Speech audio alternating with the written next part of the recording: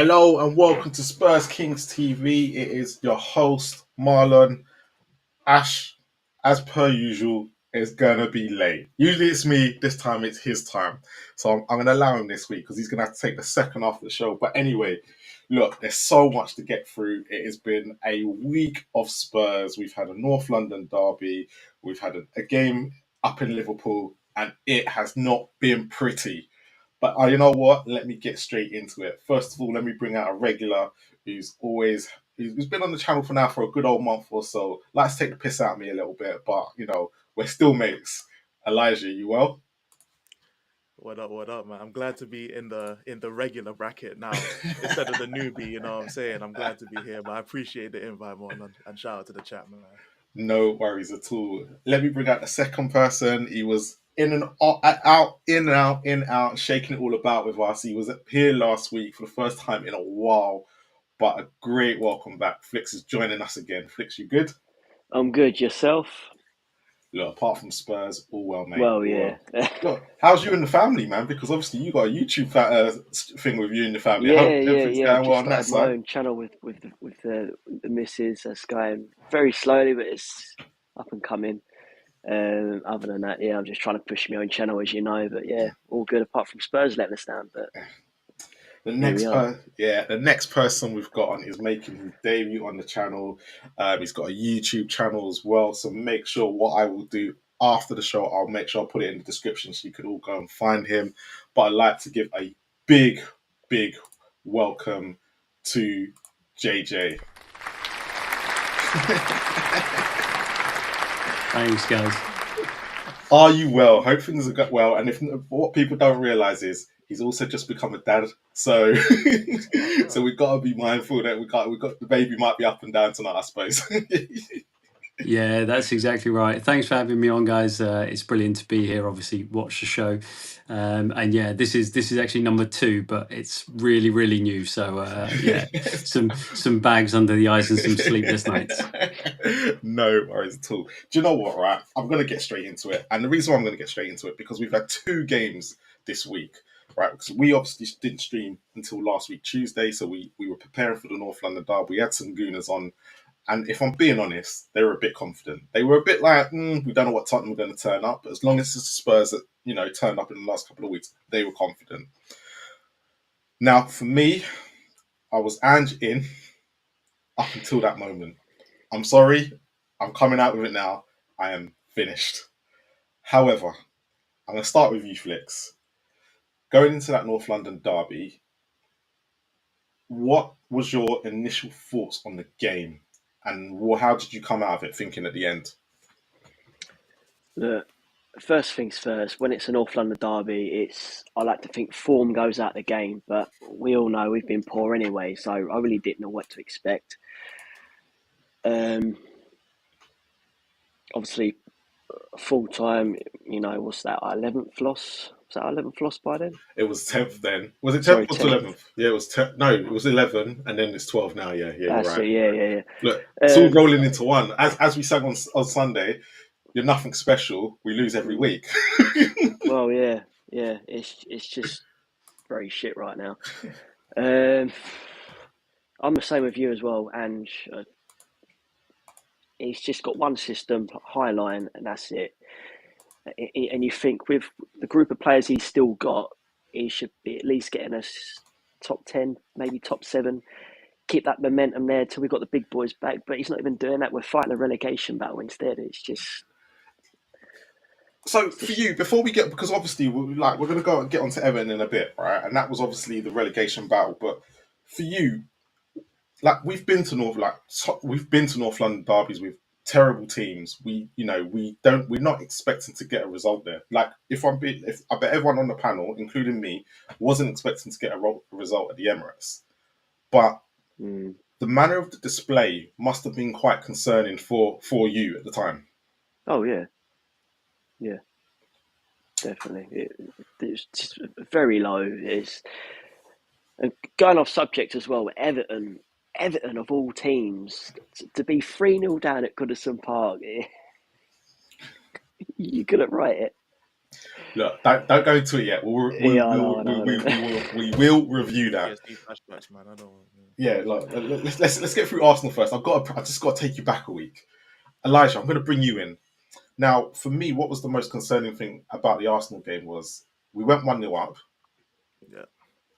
but did you feel confident when we went 1-0 up? Was you like, okay, do you know what? Against the run of play, maybe we can start getting a foothold of this game?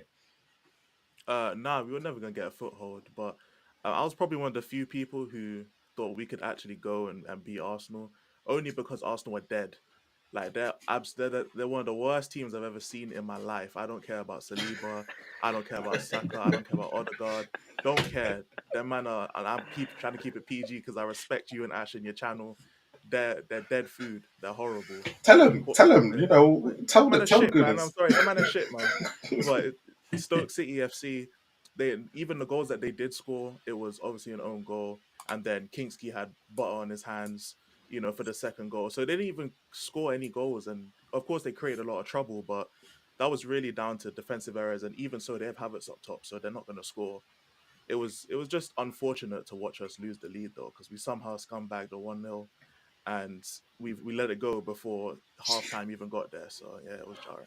Before I bring the main man in a second, because he's just joined, I just want to quickly ask you, what do you think? Because obviously you just said you thought we could get a result there. Was that because when you look at the last 5 games Arsenal have had, Mm-hmm. including the cups, the 2 cup games, they haven't won any. The only team they've actually beaten that is us. Yeah, which is to be fair, they lost to United, didn't it? Which obviously galvanized me. Like Yes. yeah, what I'm saying, like I had a little Xerxes picture with it. Instead of his head, it's the Tottenham logo.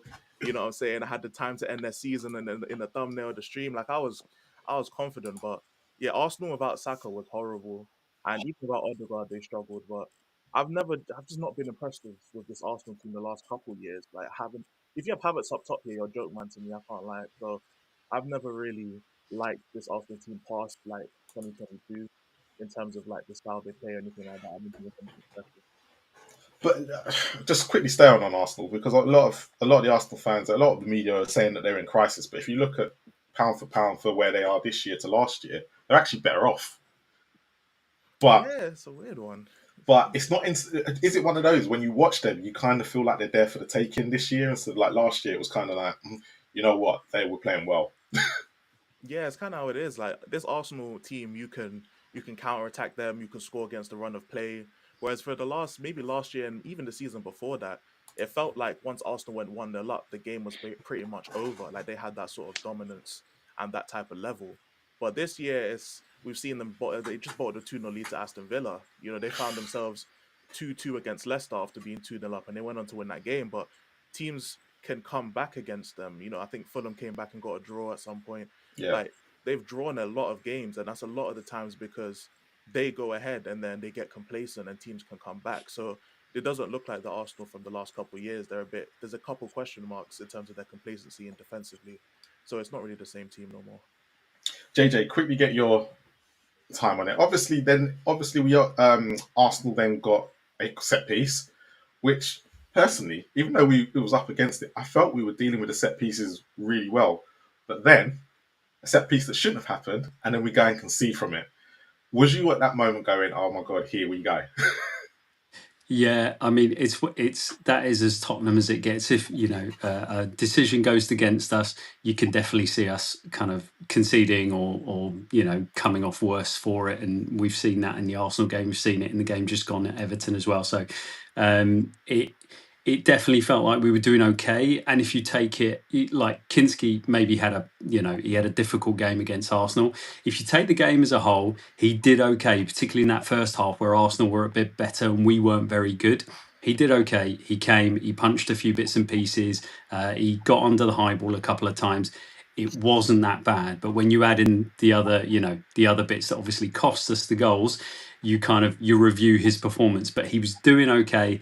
But as the panel have said, Tony Pulis FC, Stoke City FC, they are really, really good at what they do. Yeah. The issue for me is that we know what's coming, and it's cost us obviously the winning goal in the home match. It's now cost us the equaliser in this match, And regardless of the team we got out there, regardless of the changes that were made in the injuries, we probably should be doing better. The blocking, the two players heading, Dragushin doesn't do brilliantly against Gabriel for the header. So we should probably do better. But yeah, I could definitely, you can definitely see these things coming, right?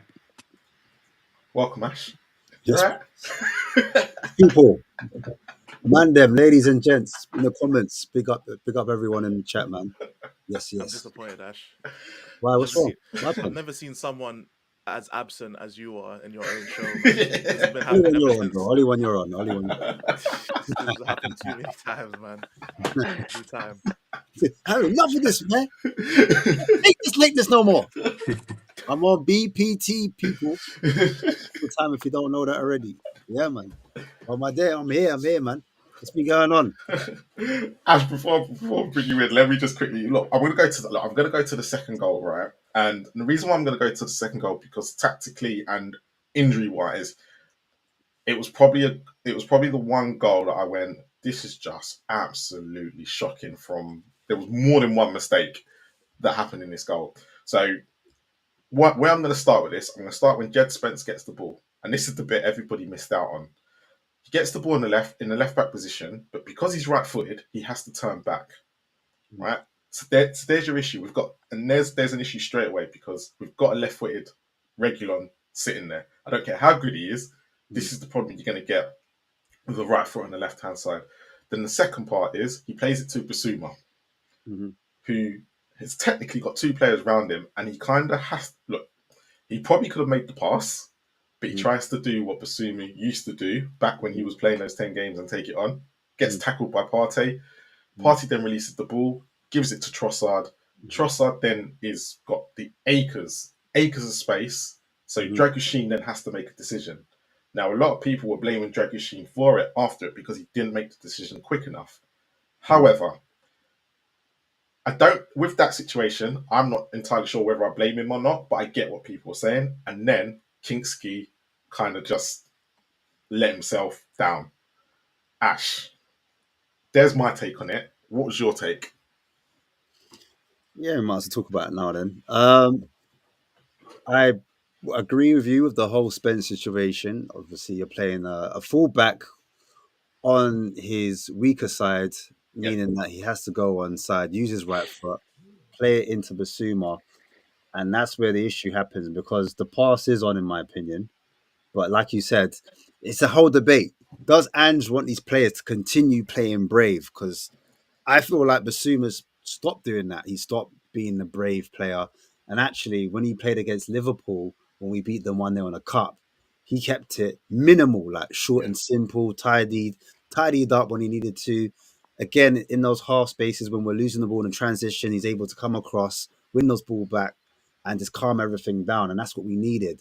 But in this game, I felt like because he was brave and he made the wrong decision, that's what's cost him in that position. And obviously, because there's no one behind him, and the way we're set up, there's oceans of space for the Arsenal players to play the ball into. Now, this is where I'm not sure. I have like a bit of a nuanced disagreement with some people. At first, I thought, Dragusin, you got to get across quicker. Do you Yeah. know what I mean? But then I'm I'm looking at it. When that ball's played, Sar's actually closer to Trossard, in my opinion, than Dragushin is when the Yep. initial ball was played over. So I'm like, Agreed. actually, nah, Sar's got to get across a bit quicker. Sar's got to get across and close the angle because when you're trying to defend, you've got to make the pitch as small as possible. Like it's a big pitch. Do you know what I mean? So what you've got to do is get close to the person that's on the ball, and you've got to put pressure on them so they can't enter the box. What we do nothing. Dragusin doesn't take ownership. Saar doesn't take ownership.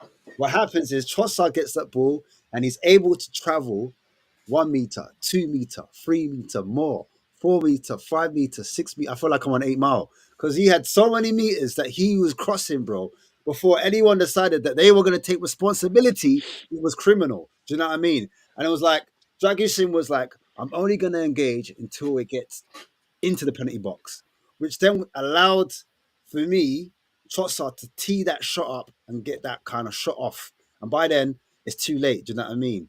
And then, as you said, Kinski's got to be doing better because the ball's close to him. It's not like it's like right in the corner. He's actually got his hand, but It's then it's bounced over his hand, yeah. over his hand, doink, like Mario or Sonic, whatever. You know what I'm saying? It's gone over his hand, and you're like, damn! I just like when it happened, I was so emotional. I was like, Basuma! You know, I think no, to be honest, I think everyone was in that situation. Everyone was blaming Basuma, but when but you there's so many other phases yeah, after it where we after it, avoided it because we did have players in that position, and it just took someone just to take responsibility to say, actually, yeah, I'm going to close it down, or for the goalkeeper Kingski to sort his feet out a little bit quicker, because I think goalkeeping is about how good you are with your feet, and that's what allows you to get your hand down quicker. Do you understand? Quick question, because obviously JJ brought up about Kingsley as well. Do you think it was a case of that goal was down to the fact he'd had a dodgy 10-15 minutes with his feet and everything like that? It was a North London derby, it was his first Premier League game, and no one took responsibility to go, he's a young goalkeeper, to go up to him and go, calm, stay calm. Do you know what? It's mad. It's like the commentary, if you listen to it, it wouldn't have helped because they were making it out like, oh, it's just the nerves, it's the North London derby. Yeah. Look at him, he's a young kid, blah, blah, like the narrative was painted there and they almost wanted it to happen. I don't think that was necessarily the case. I think he was comfortable. But the problem was, as you said already, players aren't showing for it. So when you're trying to play out from the back, you've got options. You've got your full backs, you've got your centre backs. The centre backs obviously split wide. They turn into auxiliary left back and a right back. So they come to the edge of the area. So he can bounce a pass to them and they can bounce it back. And then he can go to the other centre back, whatever. But then you've got the full backs. So there's times when he can hit the little diagonals over into that kind of, by the byline. Then you've got your midfield, right? And the midfield consists of 3 players. So technically, 3 of those players should be able to show for it. Unfortunately for him, those 3 midfielders were being pinned by Arsenal players. So that pass was never really on.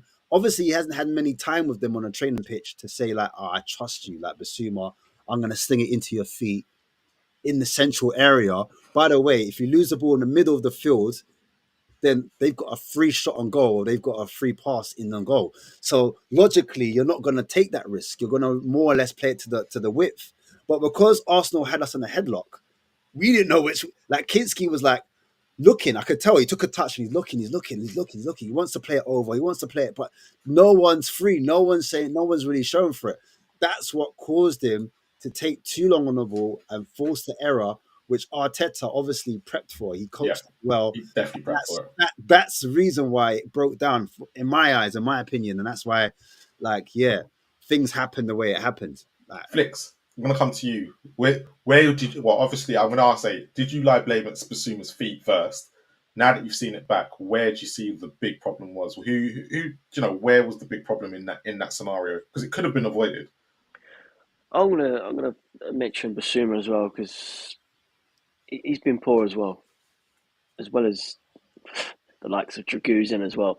But going off your subject, whilst it's on my mind, why is it Tottenham play from the back so many times? Yet they make mistakes, but they keep playing from the back. Mm-hmm. Because obviously it's come from us playing it about, and Arsenal, like Ashmatic just said, Arsenal prepped for this, and we're now in the 44th minute, and we didn't learn our lesson. So why is it that then? No, again, it comes down to, and it comes to my point about Kingski. Why is no one taking responsibility on this pitch? It's $1 million question. Like for me, I tell you what, I don't know. Anyone can jump in, pause. Anyone can chime in, say what they want. This was a midfield that hadn't really played together, meaning that you've got Bergfall and Sarr, 2 18-year-old. Well, one's like what? Not 18. One's like 21, whatever. But you know what I'm saying? Trying to slash us something on Sarr, yeah. Now listen, we've got biological age.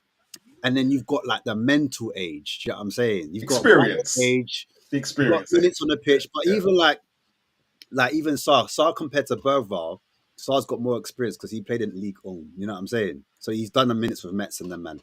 But I just think Like you see how Sarr was playing with Son. He's like a little kid. He's like a baby. You know what I'm saying?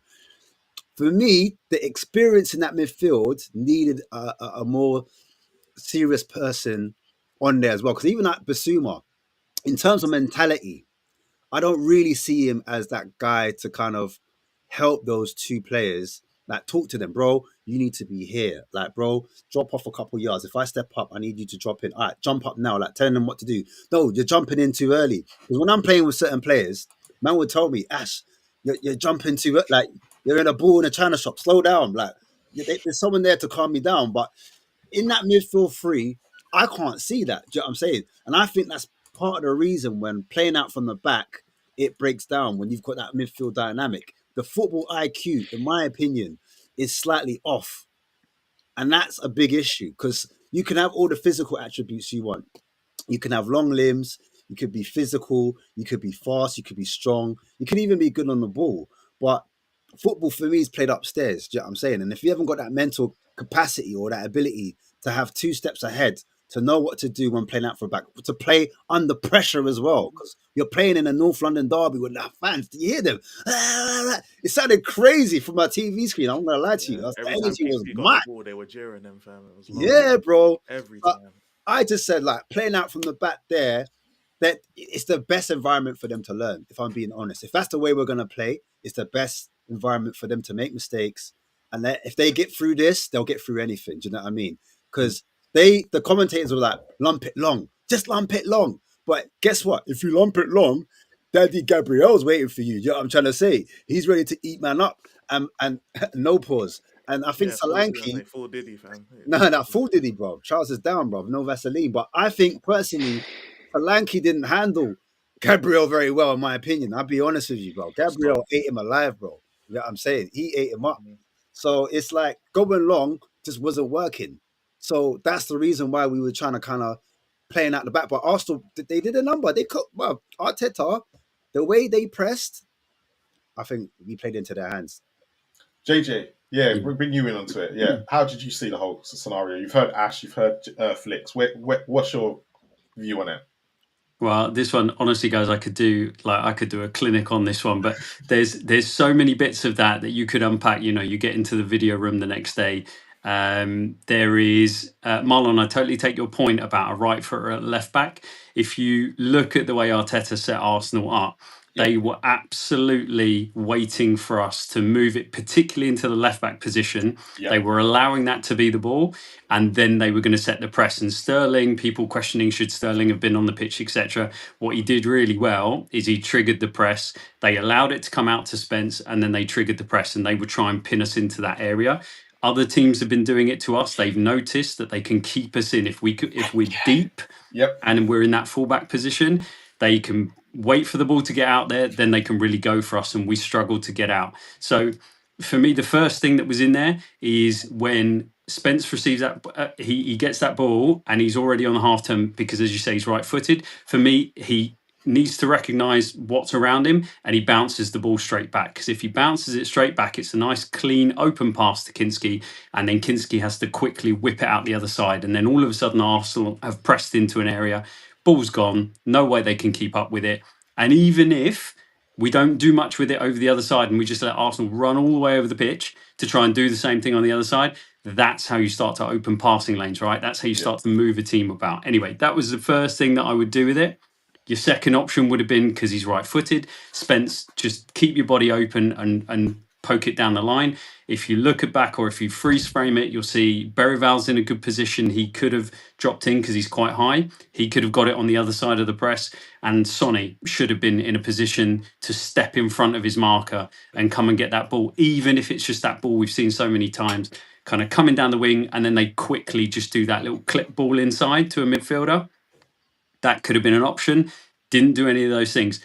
Doesn't really matter. He does get a nice clean pass into Bis, and Bissouma at that point, you know, everything's about execution at this level. And you want Bissouma to be that player that takes on three and drives through, because if he gets through, Arsenal are dead. We're in. We're through their midfield press and we are at their back line with numbers. If you look at how high Sarr is, when we go on the attack when we start playing out. We've got good numbers and we are going to cause them a problem. So if he gets through, then fine. But it's about execution. He doesn't execute. He calms down instead of speeding up once he makes that decision to go.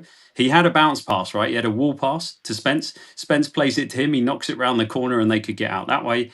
He chooses to go through. He doesn't execute. We lose the ball. And then from then on in, look, Trossard is in acres. You can talk about Dragushin should engage.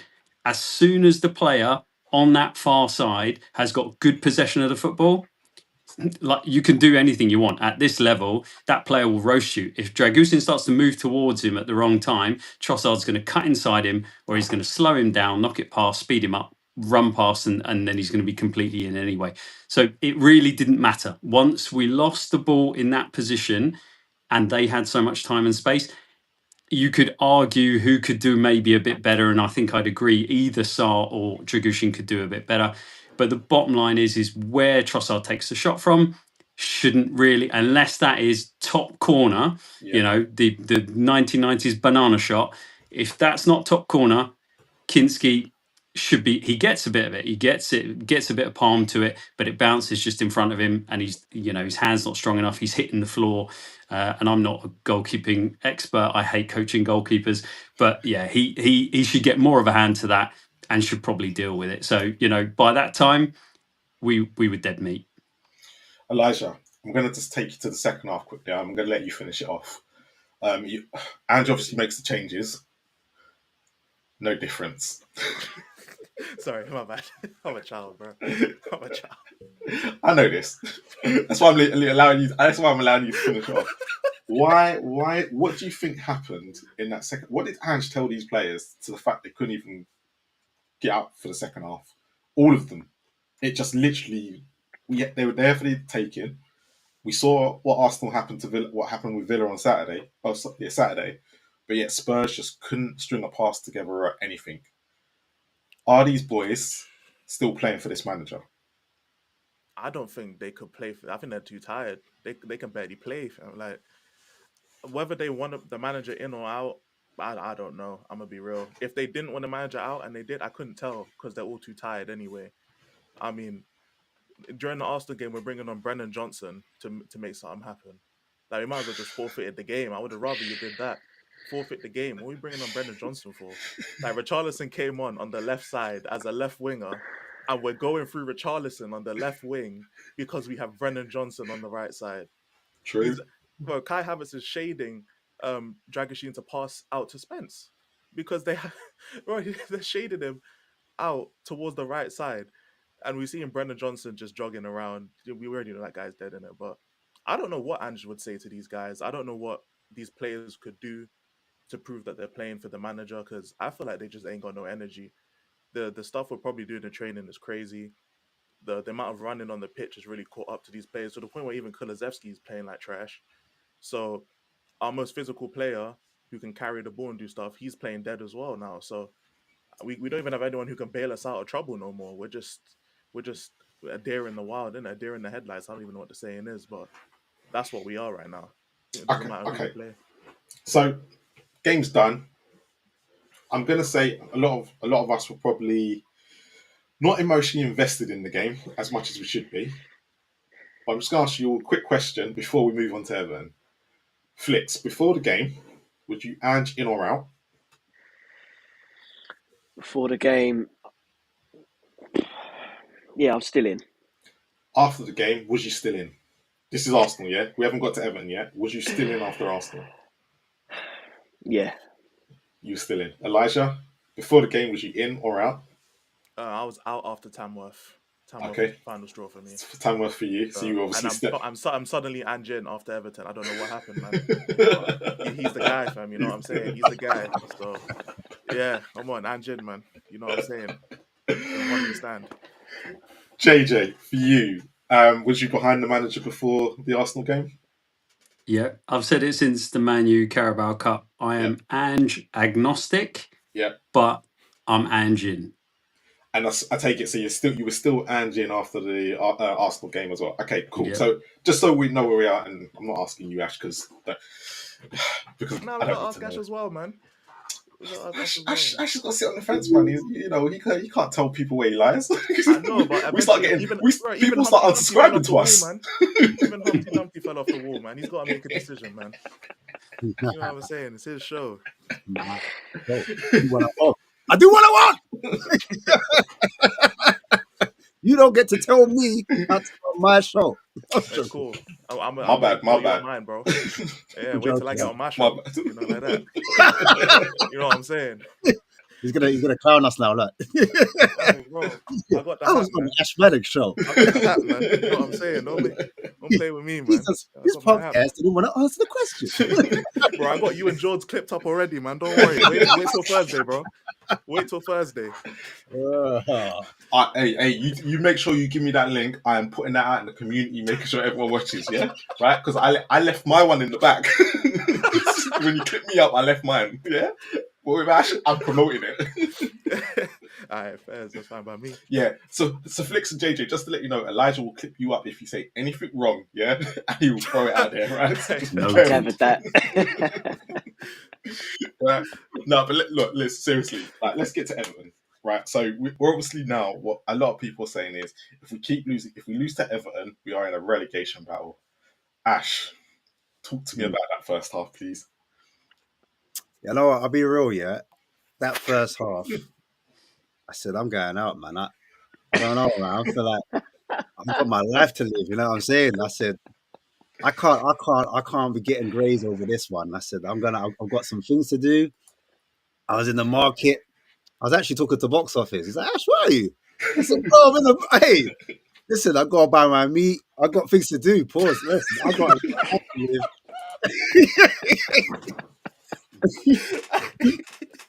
I came in. I remember like looking at my phone, and I was talking about what Calvert-Lewin hasn't done this. I was like, you know what's funny? Because I was thinking that he hasn't had that record where he hasn't scored in 60 games. That would be typical that he scored, not knowing he had already scored. I was like, no way. I said, this is going to be a long day. Oh my days. Oh, man. Before I know it, I'm coming off. I'm walking up the road. Wait a minute. Huh? 2-0. I said, oh my, wait a minute. I said, I don't know what to do. I don't know what to do anymore. And then by the time I actually switched on, it was 3-0, bro. It was like the deflected goal happened, and yeah, that's why I came in. I came in at 3-0, and like people were saying, oh, like if Kingsley weren't in goal, it would have been more. And then I'm watching the replay at halftime. They're saying, oh, I'm seeing them saving it onto the post. I'm seeing that the first few moments, I can't remember who it was. It might have been Lindstrom had a shot and forced Kingsley to like get two hands to it to parry it away. I said, "Oh my days, what's going on? Like, what are we doing here?" But yeah, so that was my assessment of the first half, bro. Look, Flicks, Flicks, I'm going to bring you in because you're obviously doing a watch along. At any moment, did you think to yourself, "I need to, do you know what? I'm coming off this watch along. There's no point. I'm done." Every week I'm like that. But against Everton, fucking hell, come on. Goodison Park. Like Ash says, Calvert-Lewin, he ain't scored in how many fucking games, and yet he scores against us. It's typical Spurs, you know? And no one else would do that apart from Spurs.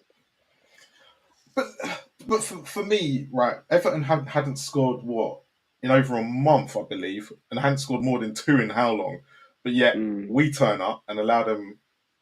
For me, my biggest worry when we went into this was Ange hasn't beat David Moyes, right? So everyone kind of forgotten the whole West Ham last year where we at home we lost 2-1 and we drew at their place, and he literally had. I remember he had his number on Ange. So my biggest worry was always going into this game going, you know what, Everton will be up for this, right? But I don't expect him to score many because he ain't going to change that overnight. But when you saw the defending that was going on, and I believe, don't make me wrong, but I believe Archie, it was a back three that we kind of went into with a free going across the midfield is what people are saying that we tried to do. But then he's putting Archie Gray there, and like tactically, how wrong can he get it in a game where it's Everton? Like, what is Ange doing? It's just a mess right now. we all know that it's just a mess. And what pisses me off with Ange. He's got one system. We all know what that is. It's high line, high line, high line. But he tried another one. What was that then? Well, he obviously went through it, and then he didn't try high line against Everton. He literally tried something different, and it just didn't work in that first half because our backs were up against the wall, and there was hardly any point. Like, let's take Sonny's shot when he shot at Pickford, and when he gets fouled. When we lose the ball and there's a turnover, our defence weren't sitting on the halfway line like they normally do. True. So why has he tried it in this game when? Well, we will be honest. It was a 6-pointer. And now, I believe they're 4 points behind us. Yeah, they're 4 points, yeah. Yeah. So why is he trying it in a game like this when our back's up against the wall? We haven't got a defence. Why did he just not move Archie Gray into the middle as per his position, by the way? Panicking. Do you think it's a state of panic now? Why not? Elijah, let me bring you into it then. How did you see that first half? Because for me, it had a lot of reminiscence of Newcastle away last year? No, under Conte. Very, very similar vibes. And when I say under Conte, I know it was Stellini, but it was that week where it was just after Southampton. It was still Conte vibes. Yeah. But I sent you 2 pictures on Twitter. If you're able to somehow put them up on stream, that will explain exactly how I felt. While I do that, you talk about it. But yeah, I saw the lineup because every time before I watch the game, I always check the lineup and I check the formation. I saw 3-4-3. And I'm like, yo, Ange is changing it up. So in that respect, I have to give credit to Ange because he tried to change it up. Like, we've been calling for ages for Ange to try and change it up and, try different formation, try different style. So it did go wrong. But Everton wouldn't have been the game to make me Ange out if I was Ange in, because he tried to change it up and he tried to implement different styles, which is something we've been asking him to do, even if it doesn't go well. So most of the time, it will go wrong, innit? Like, we saw Stellini, he tried to change it up, went to a back four, didn't work, and we got pammed. So it was peak, but it was just sitting back there, watching the goals go in, watching Everton play pass the move football. There you go. That's Exhibit A right there. Of some people's savior, you know what I'm saying? Archie White, because he turned into a ghost. You know what I'm saying? Casually getting dropped by Calvert-Lewin. I'm gonna keep going with my Archie Gray agenda. People on YouTube tend to think I have an agenda against him, so I'm gonna embrace it at this point. I will be the villain. You know what I'm saying? This guy is mid, all right, and his Swedish counterpart is mid too, Bergvall, and I will perpetuate this agenda, and I will keep going until I am proven wrong. And this is Dragoshin, all right, the dragon from Shrek, the dragon that can't breathe fire. Yeah, the man with the ponytail. This guy getting spun as well. This guy is dead food as well. And these men have been anchoring our defense, getting bailed out by the rest of the team for too long, man. I'm tired of these, man. Tired of Archie Gray not being able to play his natural position.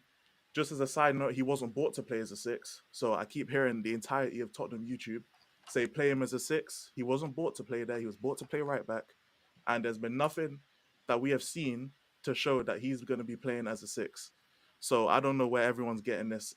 Wait until Archie's in his natural position. We ain't going to see that under this manager. So as long as Ange's going to be here, don't expect him to play in the midfield. This was the perfect game. So we could have had a back four, Gray, Dragushin, Porro and Spence, with Gray in the 6, Bergvall, and I think Saar started.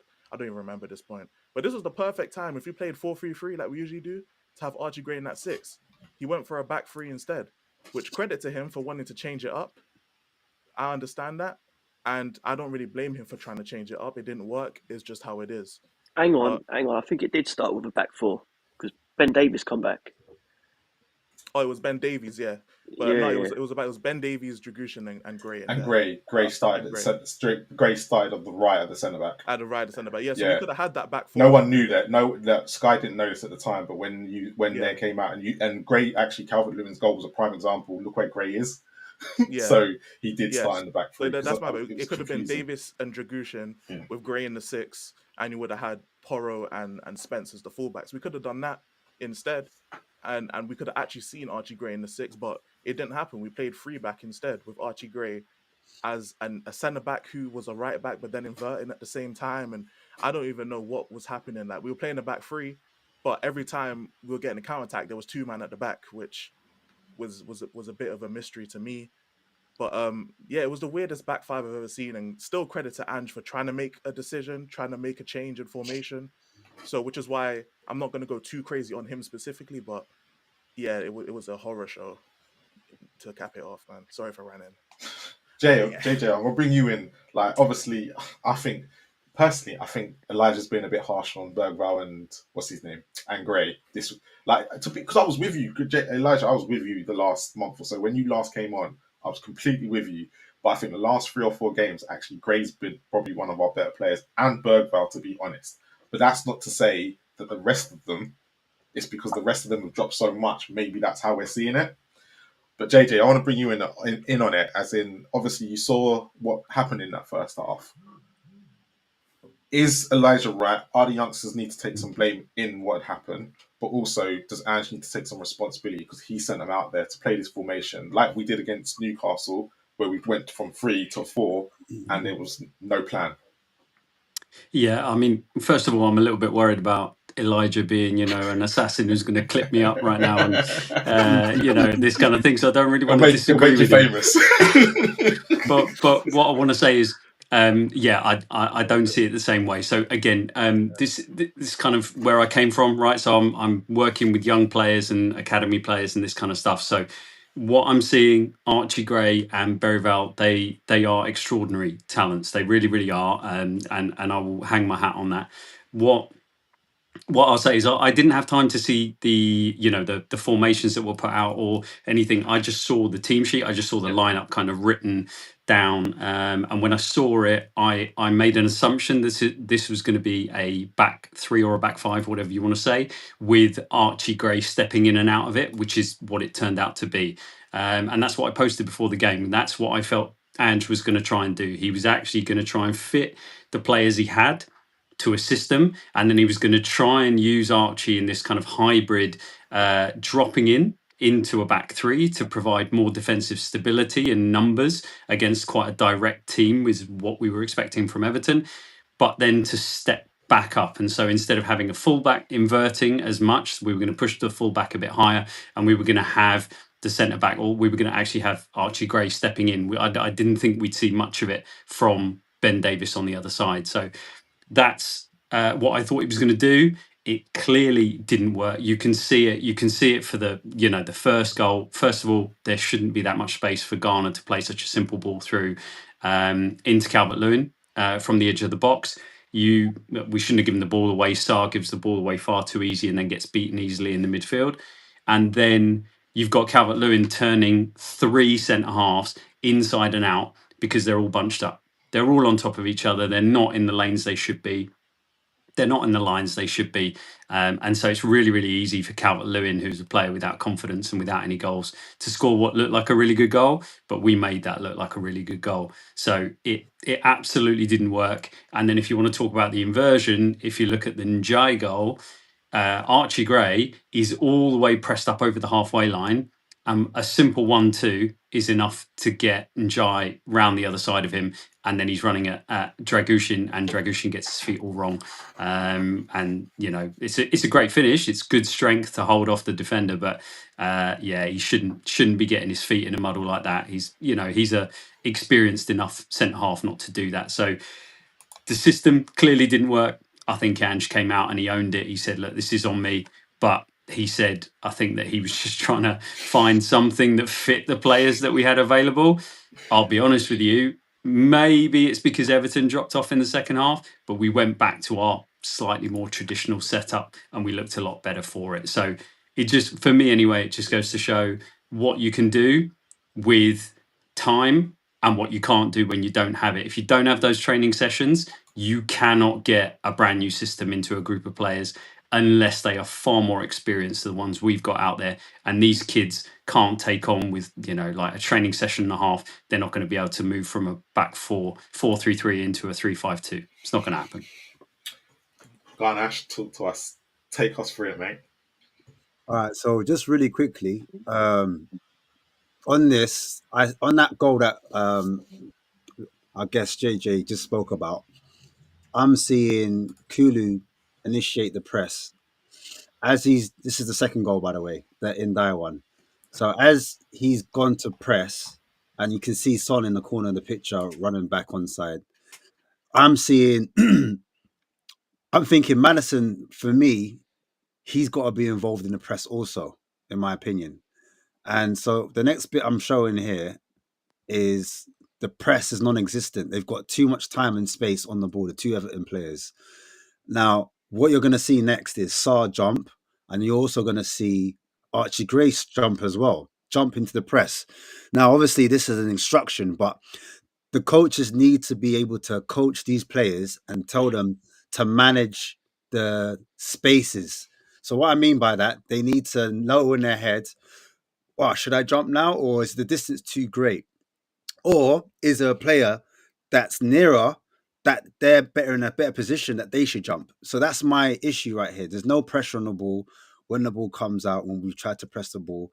And I'm saying as well, look, as Archie's pressed, he's a bit too far for me, in my opinion, away from the player there, the Everton player, and he's left a bag of space in behind. Sar's jumped as well.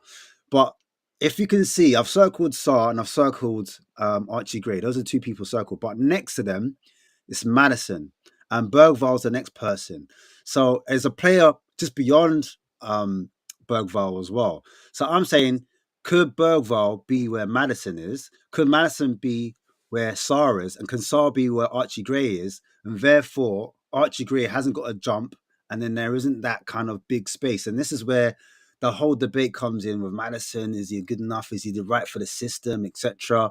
Because there should be some communication, even from the people behind him, the centre backs, Dragush and Ben Davies. Are they talking to him saying, no, bro, don't jump.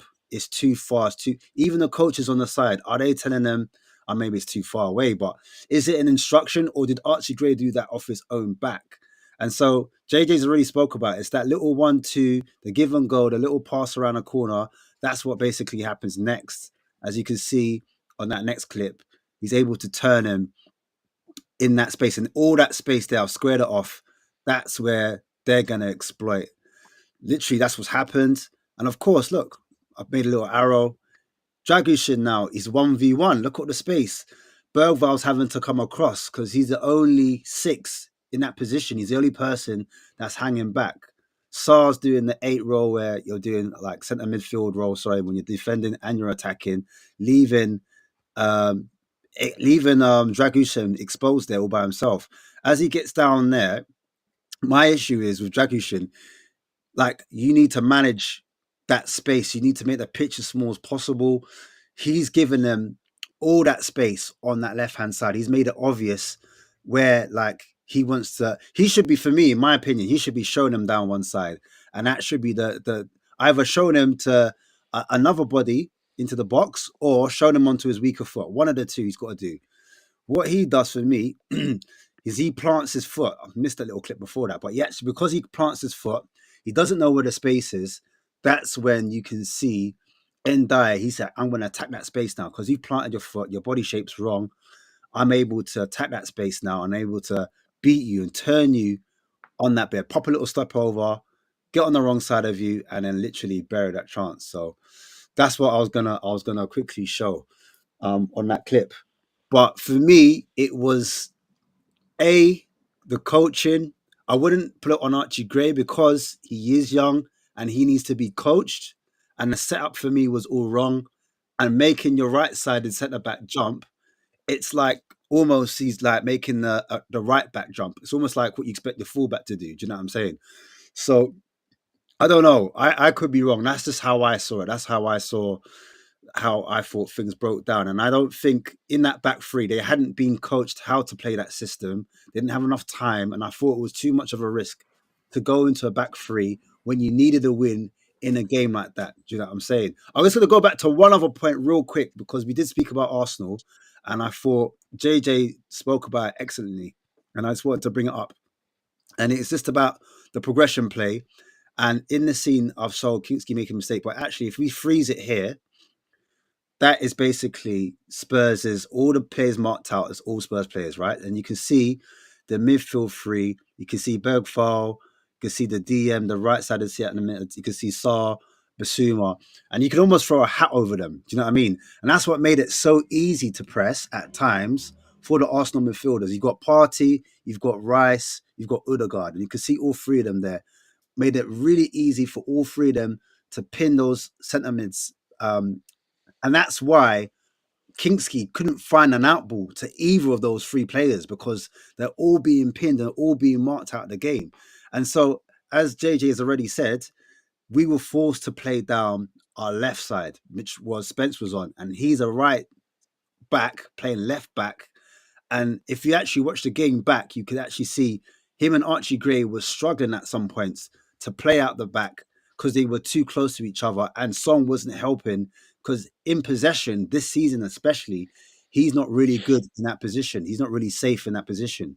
So I'm just showing like little marks here. You can see there, locked in, it's forced out that wide, boom, and that's when they knew to kind of mark in. But that's all I wanted to mention. I'm not going to go any further on that one. Do you know what I'm saying? But yeah, man. Back to you, Marlon, bro. Back to you, Marlon. If you're still there. Yeah. I'm still here. So, look, obviously Ash has broken down that first half for us, but hold on 1 second because you still got the screen up, ain't you?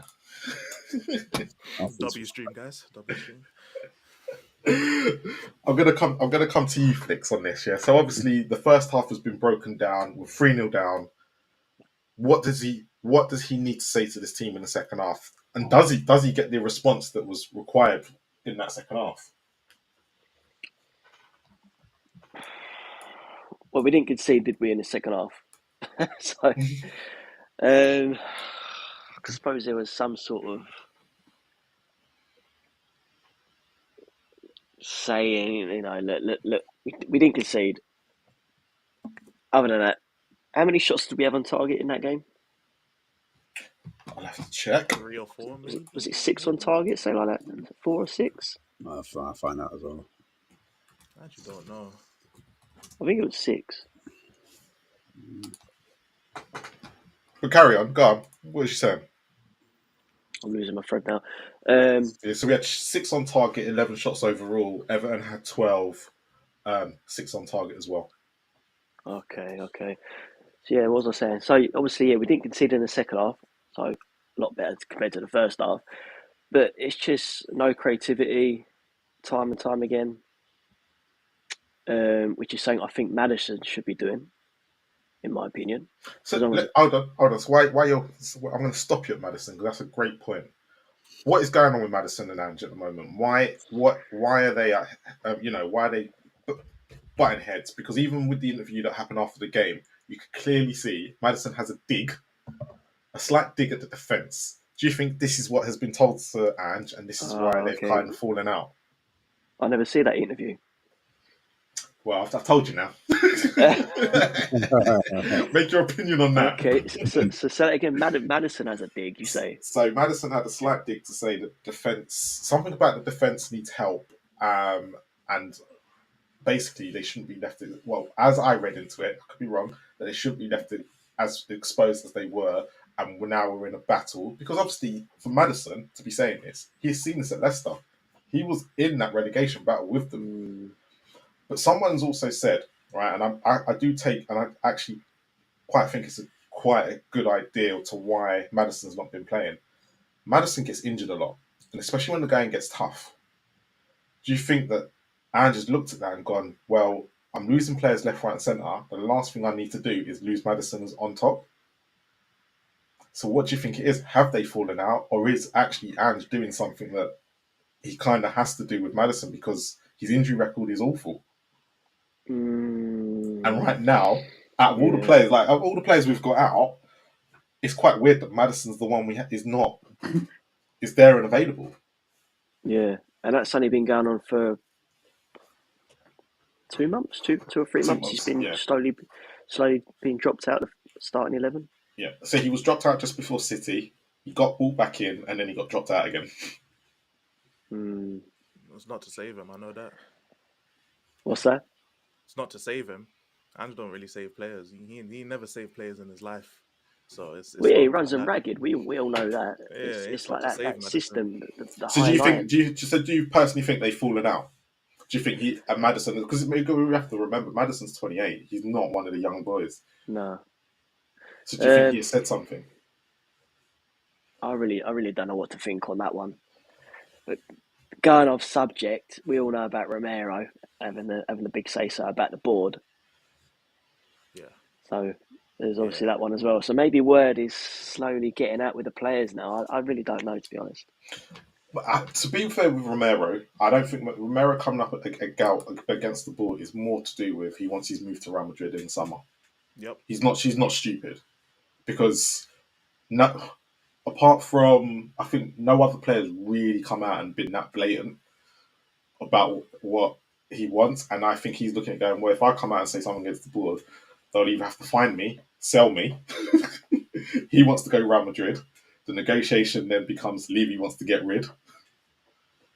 So, like for me, why has no other player really come out and said it? But Angela, they've all come out and said we need help, and the board have not acted in that, in the sense of to help them at the moment. Because we're 21 days in, and it's only a goalkeeper. But Elijah, I just want to quickly bring you in on the Everton game. How are you going to blame Gray, Brennan Johnson, and Bergwell for this one? How am I going to blame? Yeah, Well, I mean, Archie is too easy, so I'm not even going to waste everyone's time in it. I don't even think Brennan Johnson didn't play. Bergvall was okay. I mean, like if I'm being serious for a sec, like I I'm not blind in it. Like I can see the potential Gray and Bergvall have, and they're calm players in it. Like they're actually calm players, but I just think people are they want to believe in them so bad because they're young in it, but you're they're not there not. yet.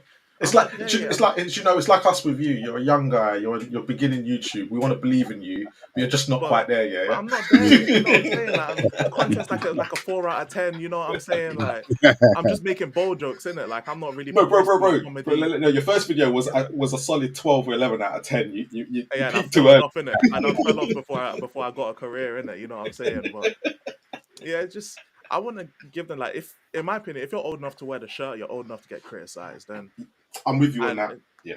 and obviously the go to for Archie is that he's not playing in his position, but neither is Brendan Johnson, and we all know he's shit. Like we can clearly highlight the deficiencies in his game and what he does do and doesn't do well. I mean, what he does do well remains to be seen in it, but what he doesn't do well, we're quick to point it out. And it's like Brendan's not a right winger, you know what I'm saying? But he like Basuma's not a natural six, but we have to play him there. We can pick out the deficiencies in his game to the point where we all in agreement that he has to go. So if we're gonna do it for other players, we got to do it for Archie Gray as well, whether he's 18 or not. My only problem is that like he wasn't bought to play six. Like the manager didn't buy him as a six. He was bought to play right back. We didn't sell any midfielders in the summer.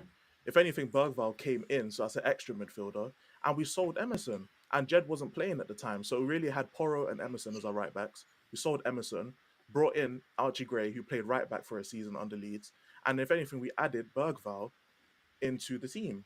So we didn't sell any midfielders. We didn't sell anyone in Archie's position to free up that role for him.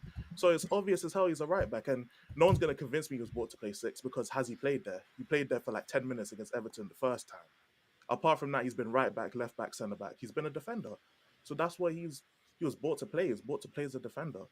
So that's where I'm gonna judge him at because that's what this manager believes in. That if we get rid of a manager and someone else brings him in, starts playing at the six, then my idea of Archie Gray will change and I'll refresh and I'll look at him properly.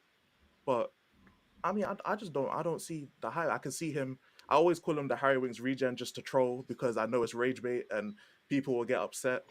But he's obviously better than Harry Winks. It's like I don't understand people actually believe me when I say he's going to be worse than Harry Winks. That's crazy. But in terms of just keeping players, like he's a composed player, ping a pass wherever he wants, great on the ball. Sounds like Harry Very, Winks. it sounds like Harry Winks. Like he's a Harry Winks build. Like he's better than Harry Winks, but like him as a player right now reminds me of Harry Winks. Just he's a squad player. Like he's not going to do anything. So He's just actually, there. why are you going on this little rant about Gray? Do you think that's part of the problem to why we have been suffering in games in the last month? Maybe because Ange just had to use him in positions and he's not quite ready yet.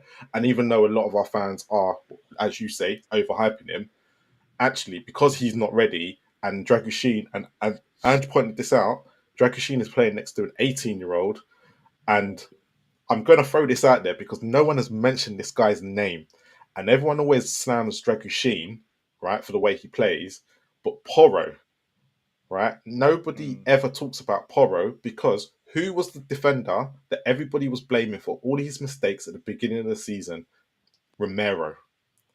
Now, is it a coinky thing that now it's moved on to Dragushin and the person that's on his side is Porro, who seems to be, and this might be a system issue more than a Porro's issue, but Porro's not the best defender. And every time that we see him concede a goal, where is Porro? Porro is halfway up the pitch. Because right, so are we looking at it going, this is the why we're having the issues that we're having, or is it just me looking too much into it? I don't know. Is it an instruction or is it Porro doing his own thing? This Is is the question. Yeah. Porro just wandering off like saying, "Doo-doo-doo-doo," Oh, he's or is wondering. it like my man saying, bro, I need you to invert and I need you to play in this pocket. So then when you get the ball, you switch it. Because there's phases where, like, yeah, we are attacking and we need the players to do what they're doing. But then it's the preparation behind that. Like, what is the, remember, we've always talked about the rest defense. What is our shape like off the ball? Who's in the position? Like, when I'm playing fullback, I'll be like, yo, bro, can you cover me? Like, I'm just going up quick. Actually, I'll don't be look like a fullback. back. Yeah, exactly. But like, or like as a midfielder, like should you not be saying or a defender, hey, get back, like yo? Do you know what I'm trying to say? So players on the pitch, are they responsible? Is it like I'm trying to So, get to the bottom of myself? Is yeah, is is I just Porro, yeah, I want is yeah, it I want his to bring choice? JJ in on it, as well, but I want to ask you this question as well because I look at Spence, who's playing left side, and I don't see the same issue with Spence playing like for him when he goes to invert and comes back.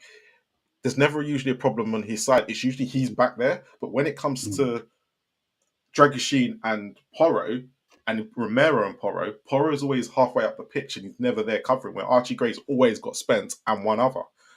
Is it? Am I just looking at it completely different to how you guys are? Or are you lot on the same page as me? One Go on, second. JJ. Bring you in.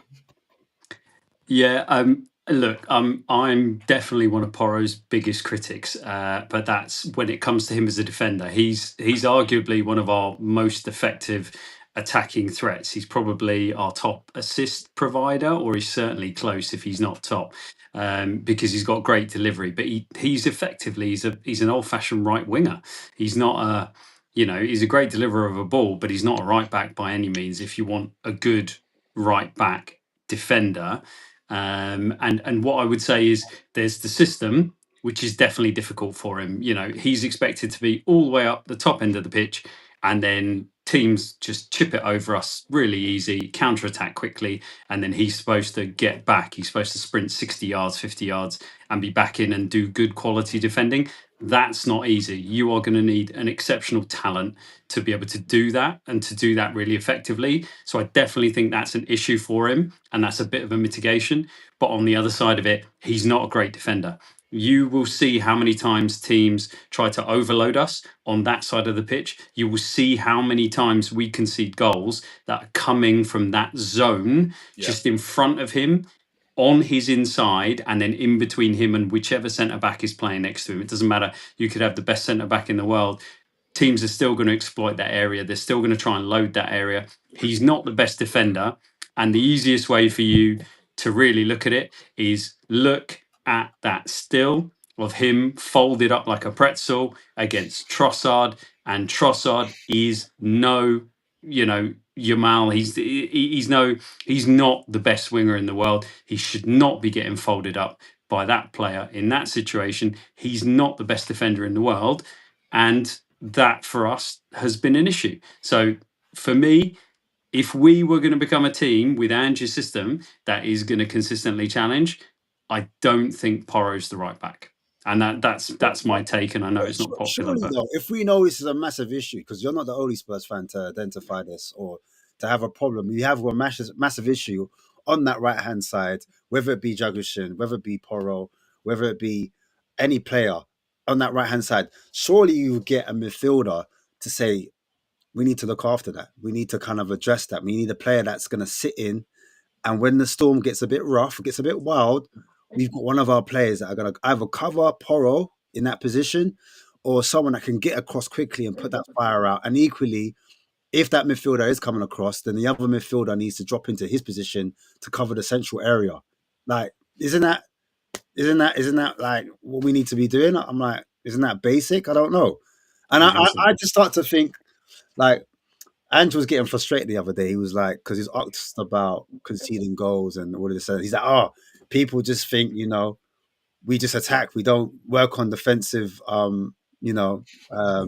Maybe you shouldn't have said it, but yeah. I Yeah. know. Maybe you should have said it all those months ago. You get defensively time and time again. So I'm like, it's either you're shit at defending, like you're just like a shit coach when it comes to defending. Or obviously he's not a coach, he's a manager, but your coaching staff, Yenelek, Wells, Mason, you know what I mean? I don't know who's in charge of the defensive tactics between the monks of them, but they're clearly not getting it right. You know what I'm saying? I'm looking at their experience as well, and I'm like, Andrew was, I think he was a little bit arrogant, I'll be real. He came in and he said, like, wherever I go, I just get the new guys in and I just teach them, and they pick up the system and we're good to go.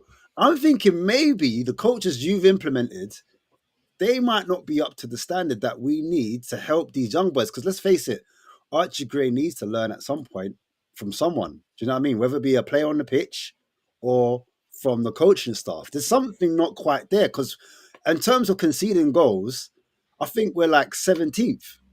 Have I got it wrong? I think we're like the 17th team in terms of goals conceded. Definitely in the bottom three, yeah. Yes. But then goals scored, what, we in the top 5 or something stupid like that?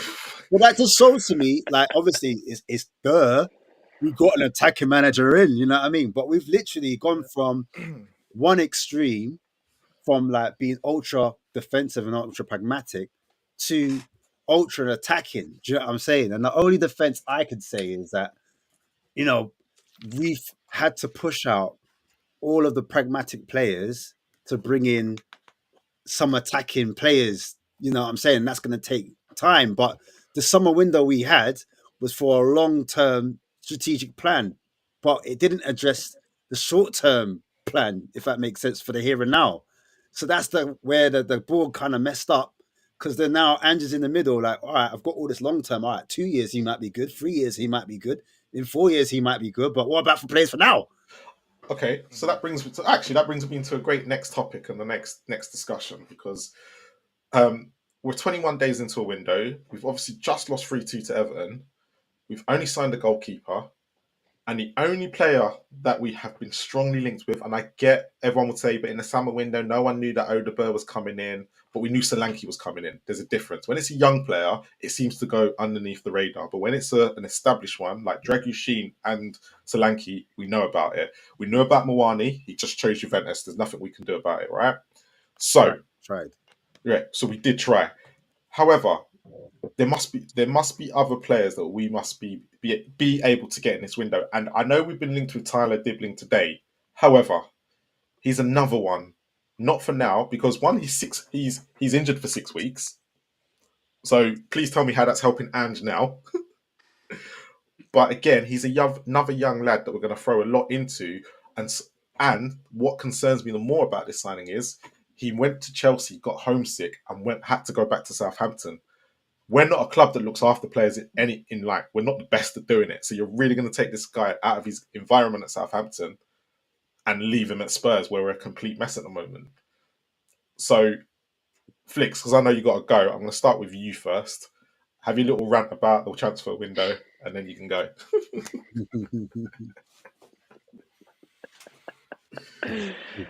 Oh, fucking hell. I can't see anyone else coming in. If no one else comes in, let me ask you a serious question. If no one else comes in, is that the club saying Andrew's gone? Andrew's gone. Andrew's gone anyway. He's going anyway. Look, I was saying it when we lost to Everton. That was his last game on Sunday. But then again, another part of me is thinking maybe Levy's waiting until our second leg against Liverpool. But then you got to think back to when Jose was manager. He got the boot a day or two before the final. But has Levy learnt his lesson? Are we, like I said this last was it last week? Are we now getting punished because, and in the media, because we said, how can you sack Jose before a final? Ange's obviously in a semi-final. If he gets to a final, he ain't going nowhere. It doesn't matter how bad the results go, because Levy's going to be sitting there going, well, I could have sacked him, but you lot would have told me, oh, you can't sack him before a final situation. What does he do? Well, yeah, it can be a tough one, but it's about giving a manager a chance, backing your manager. And this is when the board, Levy and co, they piss me off time and time again. They need to back the manager seriously with serious money. But I would sit there and say to you, they do back him with serious money. They have backed managers with money. Money's not the issue. If we have spent we've spent so much money, $350, yeah, and we've wasted it. I think there's a bigger issue to this. Yeah. More than money, because everyone took, like, and that's the thing, when people start using money as an excuse, especially the people that want Levy out. I'm kind of going, well, you can't really use that as an excuse, right? And I don't want Levy here, and it's the one thing I'll always go, leave that to the side, because we have spent a crap load of money. It's just where it's being spent, and just the way I've gone about it. Yeah. I asked this question on my show yesterday, and I'm going to ask it to you guys today. With Tottenham, if they had a choice between two players at 60 million, right? So it was Tony and Solanke, right? And they both cost exactly the same. Which one are they going to go after? They are going to go after the one that's cheaper in wages. Yeah, low wages. And which would have been Solanke. Not to say Tony would have been any good against the press and all that. I get Solanke's good for us, but if we're looking at the bigger picture now, that's where Tottenham are always going to go down. It's not about the price. It's about how much they're going to come in on their wages. And I think that's the biggest issue. I think there's more than that. There is more than that. There's obviously more than that. There's more than that. For example, Ange wanted Maddison, right? So what did he want Maddison? That's the question. But he was offered to Conte, wasn't it?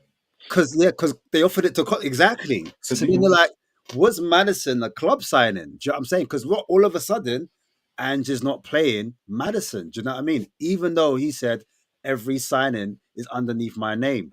Obviously, you can't read. Now we know he's a bit of a, you know what I'm saying? Don't listen to everything he says. So we don't work on corners, but we've only conceded 3. Yeah, it's kind of scenario. Sometimes you might have to read in between the lines with this guy. So I'm looking at it now. Does he suit the system? Because every player we're linked with in terms of midfielder are players that like to run with it, like ball carriers. You see what I'm trying to say? Even the player that's coming from Milan, is it Fratesi? He's not really particularly a ball passer, someone that passes from deep, which desperately I think is a profile we need. A player that would allow Maddison to be a number 10 or be higher up the pitch.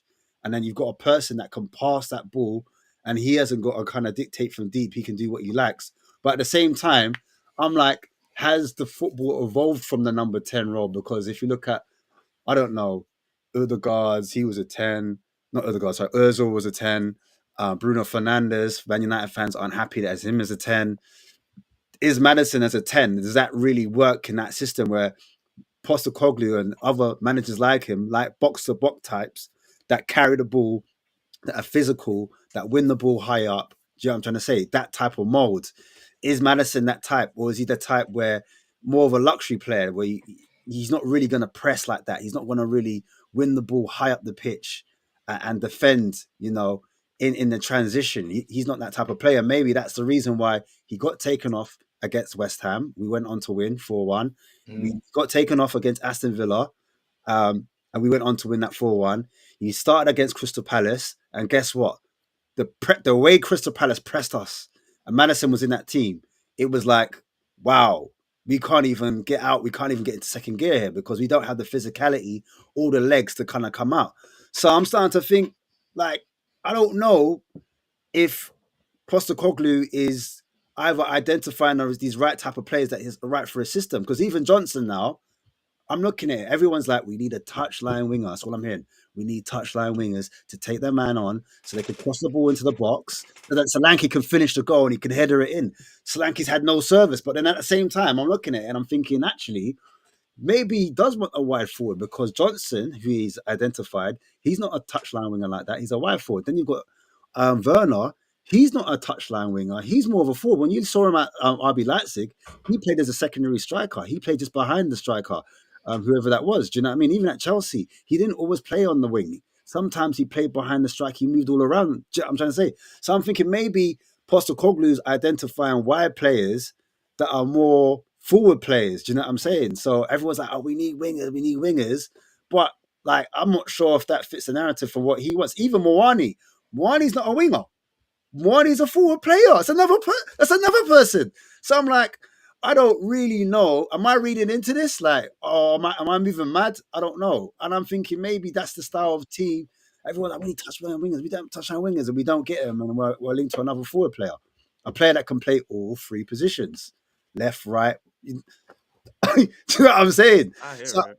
so I don't know if it's the manager. I don't know if it's Lange or if he's telling or Langer, whatever you want to call him.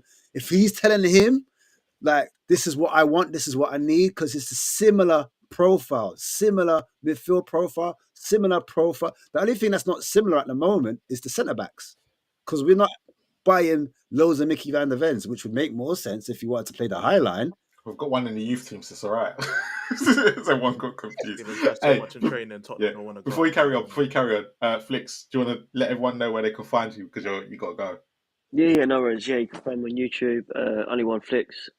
It's all the same name on It's Instagram, in the description. Facebook, So don't worry. Everyone... Twitter, and all that. Whether it's called now X. Yeah, same name. You can find it on there. Cheers, mate. Thanks for coming on.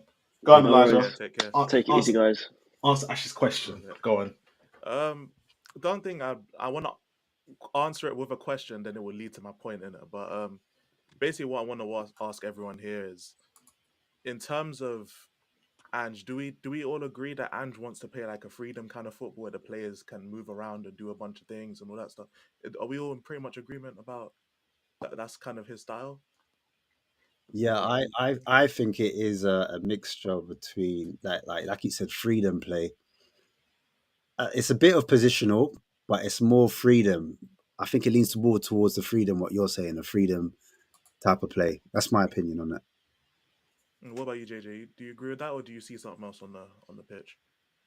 Yeah, I mean, I agree with it to a certain extent. I think that there is what my reading of the way he coaches the system is that he will try to put players into positions and then allow them to have the creativity to do, to play, to free play from there. But yeah, there's definitely very set kind of systems and ways of getting into positions that he thinks are the highest percentage chances.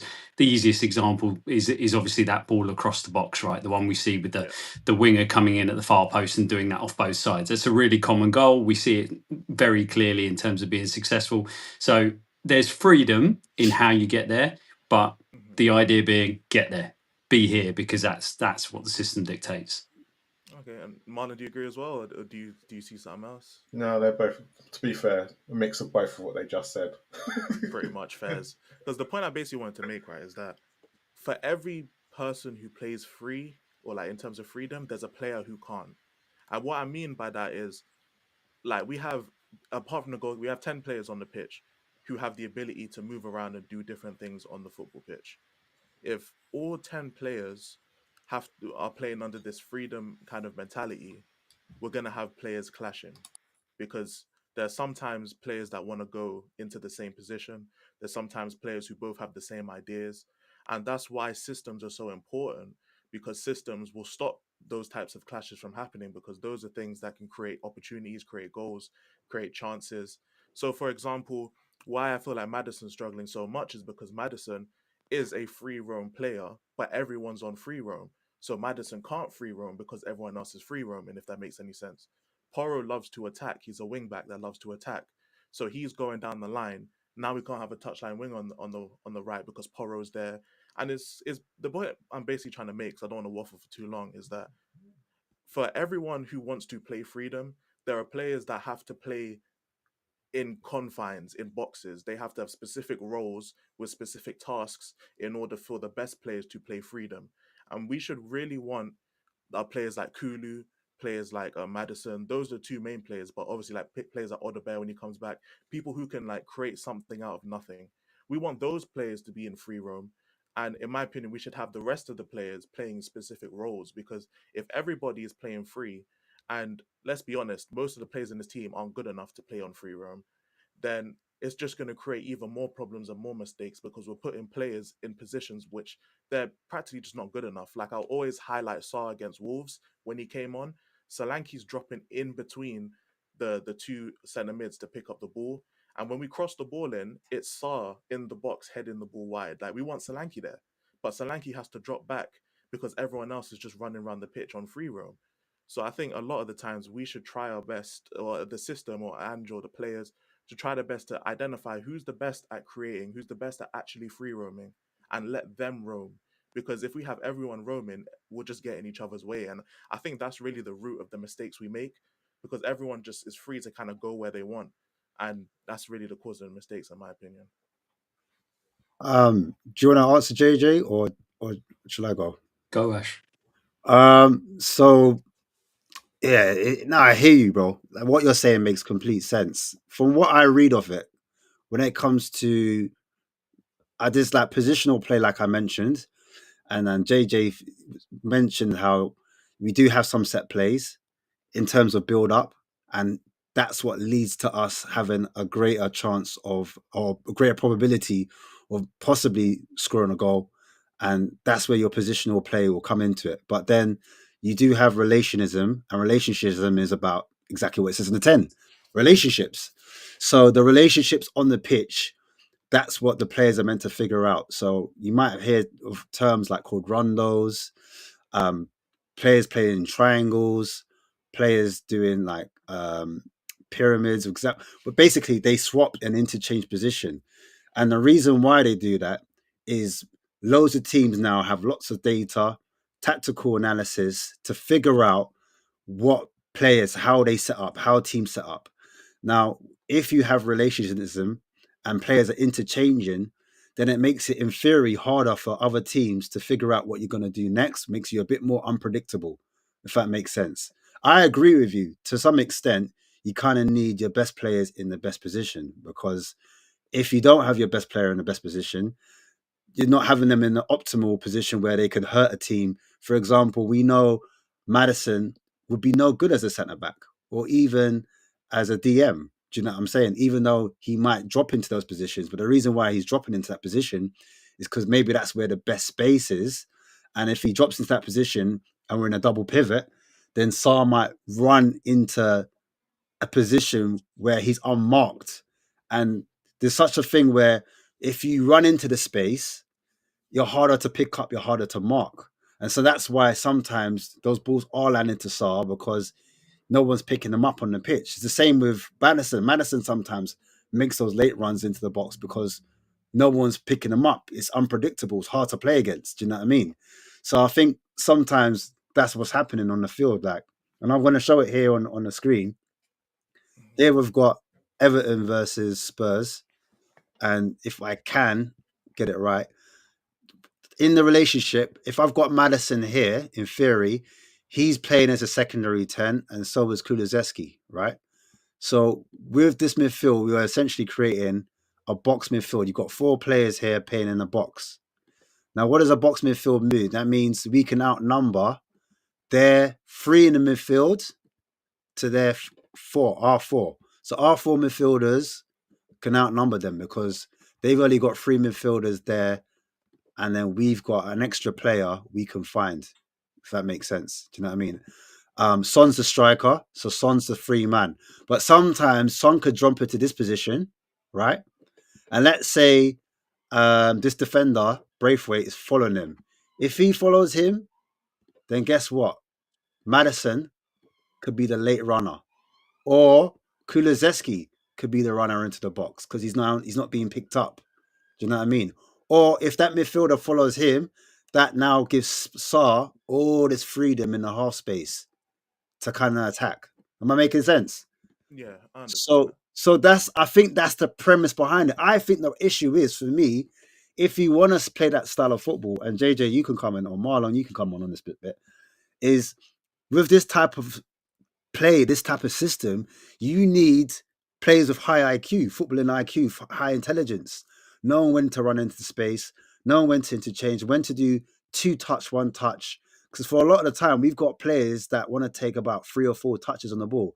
Bergval being one, Saar being one. They like to take 3 or 4 touches on the ball. A doggy, I know a doggy didn't play, but a doggy, he likes loads of touches on the ball. Do you know what I'm saying? Dragusin, at times, he likes more than 1 touch. Gray. So it's like, oh, sorry, Poro sometimes. But if you've got too many players that want too many touches on the ball, then it's going to kill the move for someone that's made that run out wide. Because you're doing too many touches.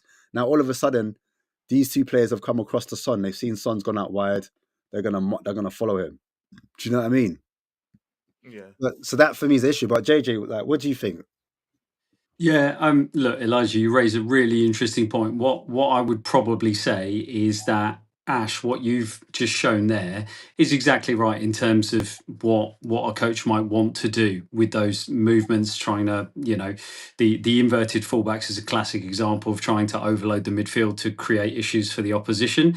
Now, that I think Ange sees that very much as an attacking thing. I don't see why that can't also be a defensive tactic, but we don't seem to use it. But what I would say is what you've just done there, Ash, on the screen, and it's great that you use technology because I use an old-fashioned green sticky thing with magnets, I do as is well. is that if you think that kind of thing at the level we're talking about, if you think that kind of thing just comes from having good players going out there and doing it, it still doesn't.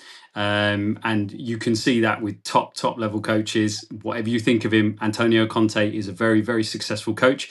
This guy literally would stand players still 11v0 and walk players through exactly what you've just done on the screen. He would walk them through it and then he'd make them play it and play it and play it again. And he had some of the best players in the world. Whatever people say, Harry Kane is one of the best players in the world. So that doesn't just happen. It's not magic. And better players, higher IQ players will do it, learn it quicker and do it better. But they go out there on the training pitch and they put it together. So that's kind of where I'm coming at between that blend of players playing off the cuff and just playing what they see. And that's what I'm talking about, execution.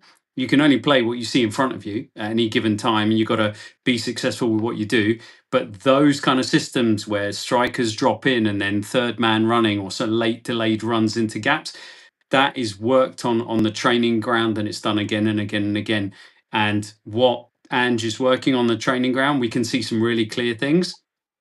But I think we're pretty wasteful going forward. And I think we could be a lot better. And I actually think we could do better with our free play. We could execute better and we could do more. I think there's loads of occasions where we miss a trick. We miss that late run, or we miss that, do something slightly different, flip it over, bounce it off someone quicker. Ash, what you were saying, those quicker passes. I still think there's plenty we can do better. So yeah, that's how I see it. And that's what he's talking about. Those little third man passes where one pass goes forward into like a Maddison. Suppose a Maddison's in the pocket. He finds Spence first time into Son running into that space unpicked up. And he's able to do something. Those type of things aren't generally happening. You know, like in the first, I mean, even in pre-season, when we first 8 to 10 games, we were doing little triangles inside the box. Like, it was crazy. Like, I saw Basuma on the half turn inside the box, doing little, between him, Maddison and Sarr, we were doing little intricate passes first time, and like just the movement patterns were just all there to be seen, and that's why it looked so good in the eye. Even though some games were tight, like Sheffield United, for example, that was a tight game, I'm not gonna lie.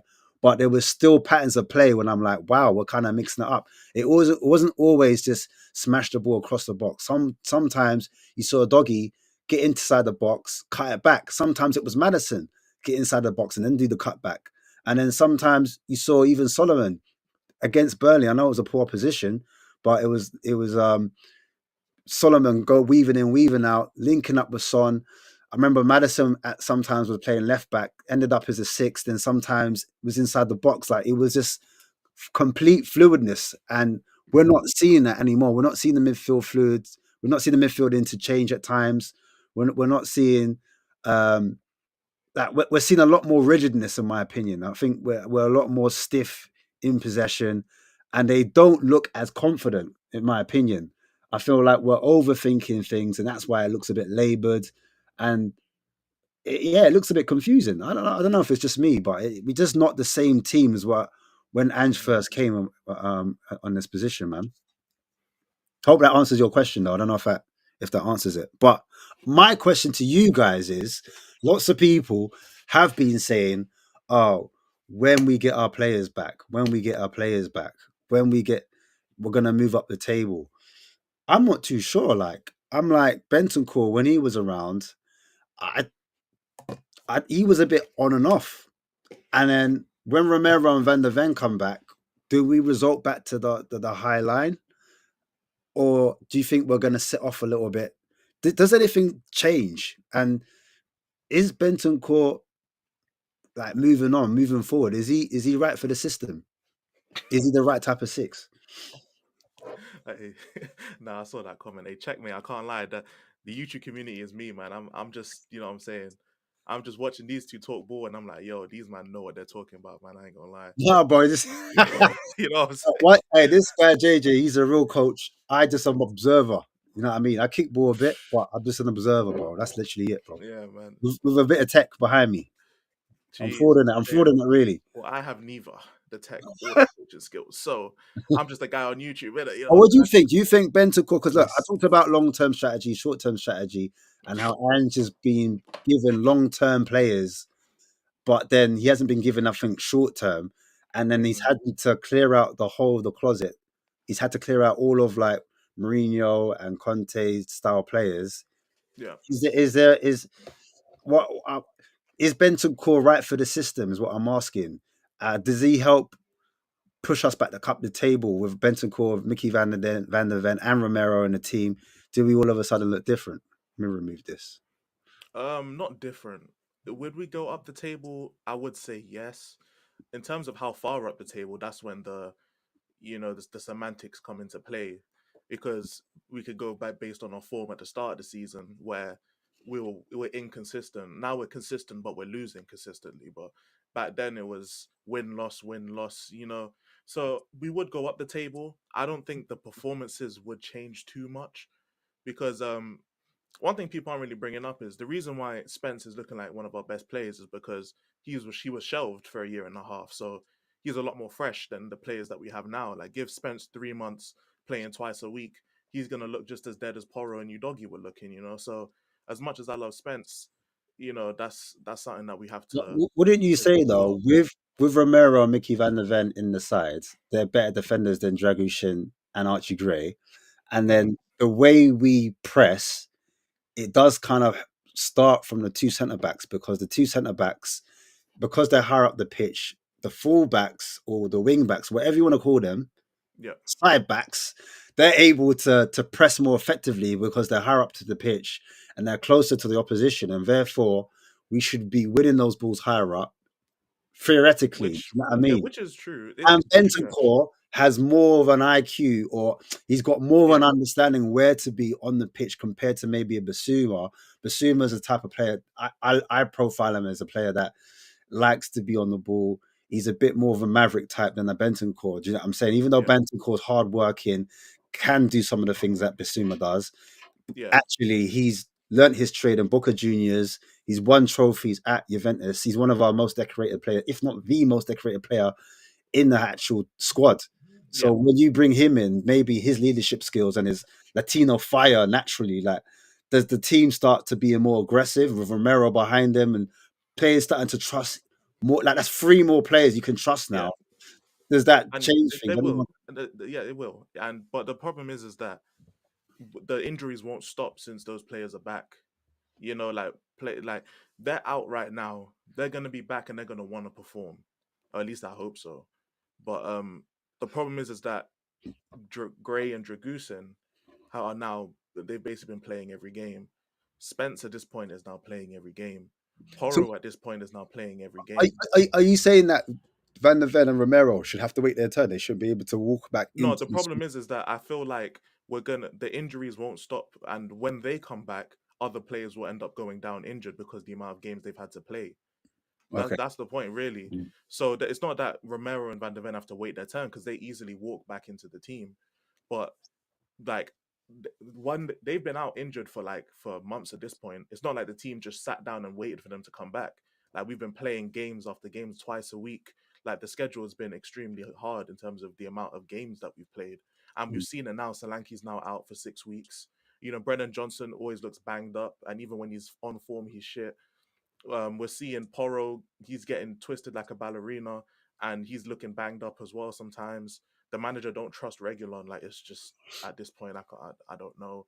But Bentancur came back and then got concussed. In theory, though, with more players coming back, other players should have more rest. No, is that not how it works? In theory, yes, but I mean, when we had all these players at the start of the season, Jed Spence didn't play a single minute. Neither did Regulon. You know what I'm saying? Archie Gray was playing in the Europa League, sure, but in the Premier League, him and Berval weren't getting a sniff at all. So you're saying they're going to be overrun when they get back and they get injured again? Pretty much, yeah. It's going to be the same thing because at the Do you start agree of with the that, season, JJ? Do you think the manager's incompetent in rotating the players? I didn't see And he's going to get them damaged again. He's just going to mash up the squad essentially. Look, I'm slightly more generous, and maybe this is coaches union, but I'm a bit more generous on this kind of thing. So there's loads of different ways you can look at whether Ange has rotated enough or played the young players, or why didn't Spence play for so long. There's a couple of schools of thought. The first school is he's incompetent, he doesn't know what he's doing, and these guys should have played more, and it would have saved us some injuries. The second, by the way, that's not my train of thought. By the way, I'm just no, but there's I've definitely seen people put it that way, right? We've seen it, but what I would say is there is also a school of thought that it took until now, and I think Berrival's a really good example of it. So if you saw him coming in those early games in the Europa League, so he's only playing in. That's how you say it, Berrival.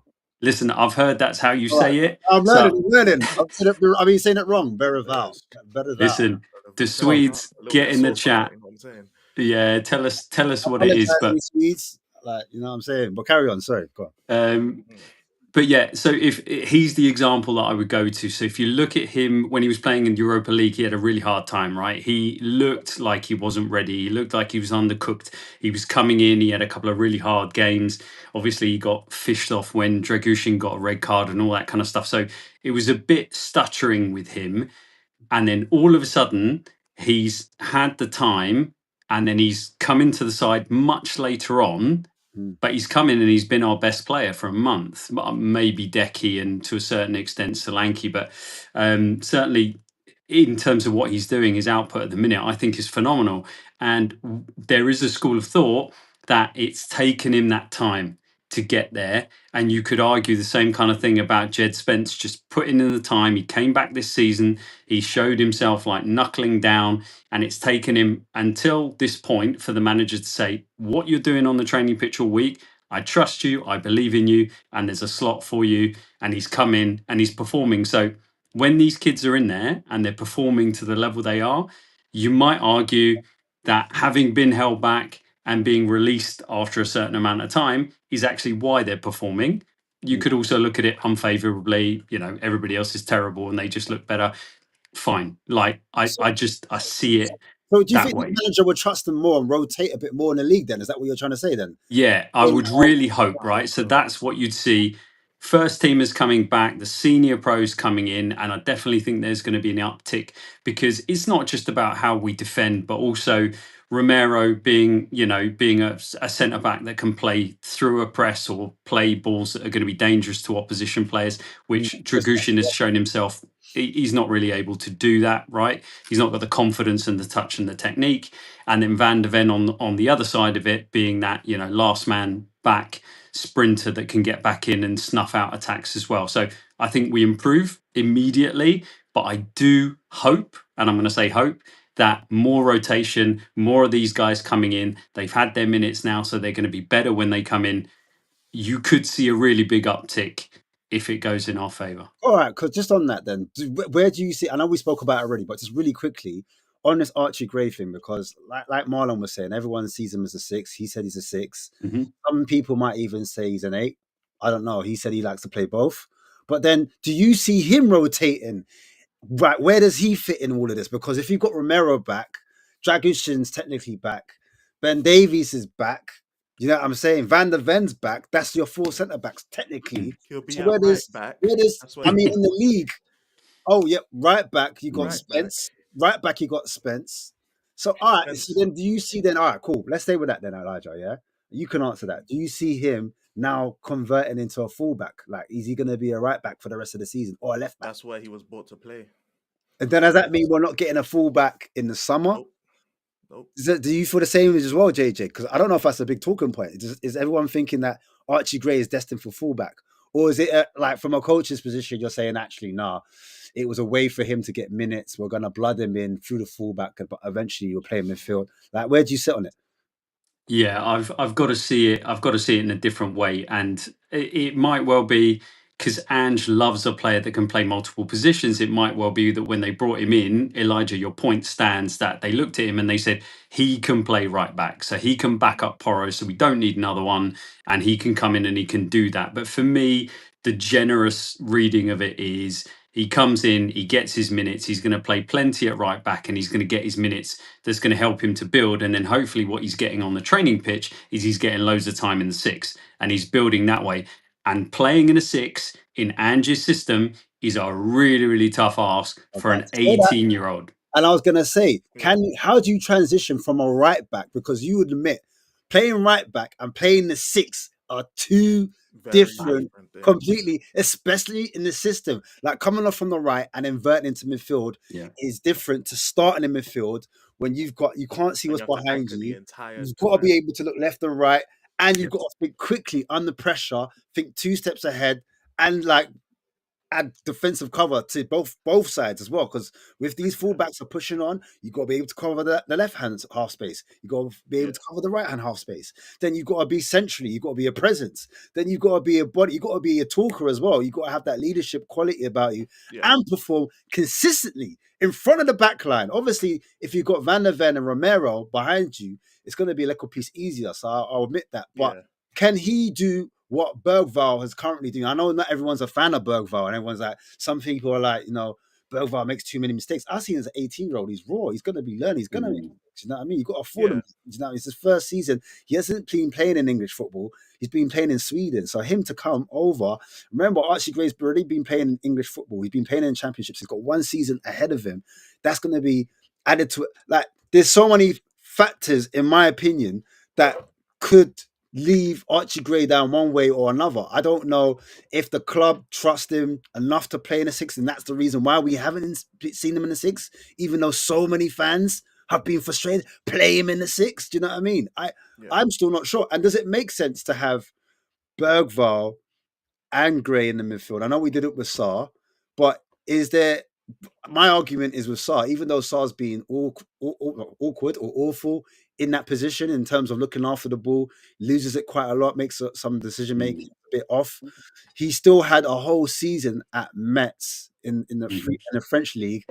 Can we afford to have two unexperienced players in that midfield whilst we're going through that crisis? Is that too much of a risk? I know lots I of don't fans think want to so. see it, but would you risk it? Any of you, like Elijah, would you risk having I would risk it Gray? personally. Would I'd you risk risk it? it. I would risk it personally. I mean, I don't like Archie Gray. He Would you needs play against players Leicester? around We him. put Gray in. Yeah, I've always said ever since I started making content, bro, we need to see these players in their top position. Like we've always been screaming out, we need a six, right? We're not getting a six. All right. Well, I'm sorry to dead the dream to people. We're not buying a six because a we won't have a player. This is what I was also talking about freedom football. We're not going to get an out and out six, have everyone else play freedom football, yet the six has to stay there and do a specific role. It don't make sense. And B, Levy's not going to pay the transfer fee plus the wages to get the caliber of player we need to play that position. So what we need to do is look at who we have, basically Archie Gray, and be like, yo, we need this, this, and this out of a six. You want to play six? Let's put you in there. That's personally what I feel like is the best route for Tottenham and pretty much the only route at this point, which is why I'm so adamant to harp on him because we need him in midfield. But the club did not buy him to play midfield, so you're blame the club for that, innit? But I would personally, I want Bergvall in the eight and I want Archie Gray in the six, mainly because the league's already a wrap. I've always been saying, yo, the league's done since I started making content 2 months ago. I've been saying the season's done. Play the youngsters against the Leicesters, against the Ipswiches, against teams that are in the Premier League, but they're slightly championship kind of other teams, innit? like lower half table Premier League teams, But because that is the what best did you way. say? Wait until we're like a bit higher out of the, because right now we're 8 points away from the relegation zone. And like, to be fair to Ange, like he's under a bit But of like you pressure. said, but And like if you he said as was well, to risk it, like you said as the well, Romero biscuit. and Van de Ven are coming back. So I hear it. But I don't we're know, gonna have JJ. our Would back you think? players. Would you risk it? Would you risk having Archie Gray, knowing that your job's up for grabs, in it? Like everything, like they all next to, like he tried to do the back three, and he tried to do. I think the reason why he went to the back three, because I didn't answer this when I came on, I thought he tried to be a bit more pragmatic, but actually, when we're on the ball, we didn't look like a back three. So it was like, what was the point of doing that if you're not gonna have like the five behind the ball, the five in front? I mean, the rest of the defense has been a little bit better. He has made a few tweaks, but I just felt like these players weren't coached to play it. Like, but would you play? Sorry to go off on a tangent. Would you play Gray in the 6? To me, I mean, yes, I would definitely give him minutes, but I would always kind of, it depends on how much time he's getting there on the training pitch. So again, going back to that point about, are you getting those reps on the training pitch? Because if you're not, throwing you in, no matter, you might say that Leicester are terrible, we're definitely going to beat them, and go in and play whatever team you want. It just goes to show you can go to Tamworth and a team that's willing to run at you and give you a hard time.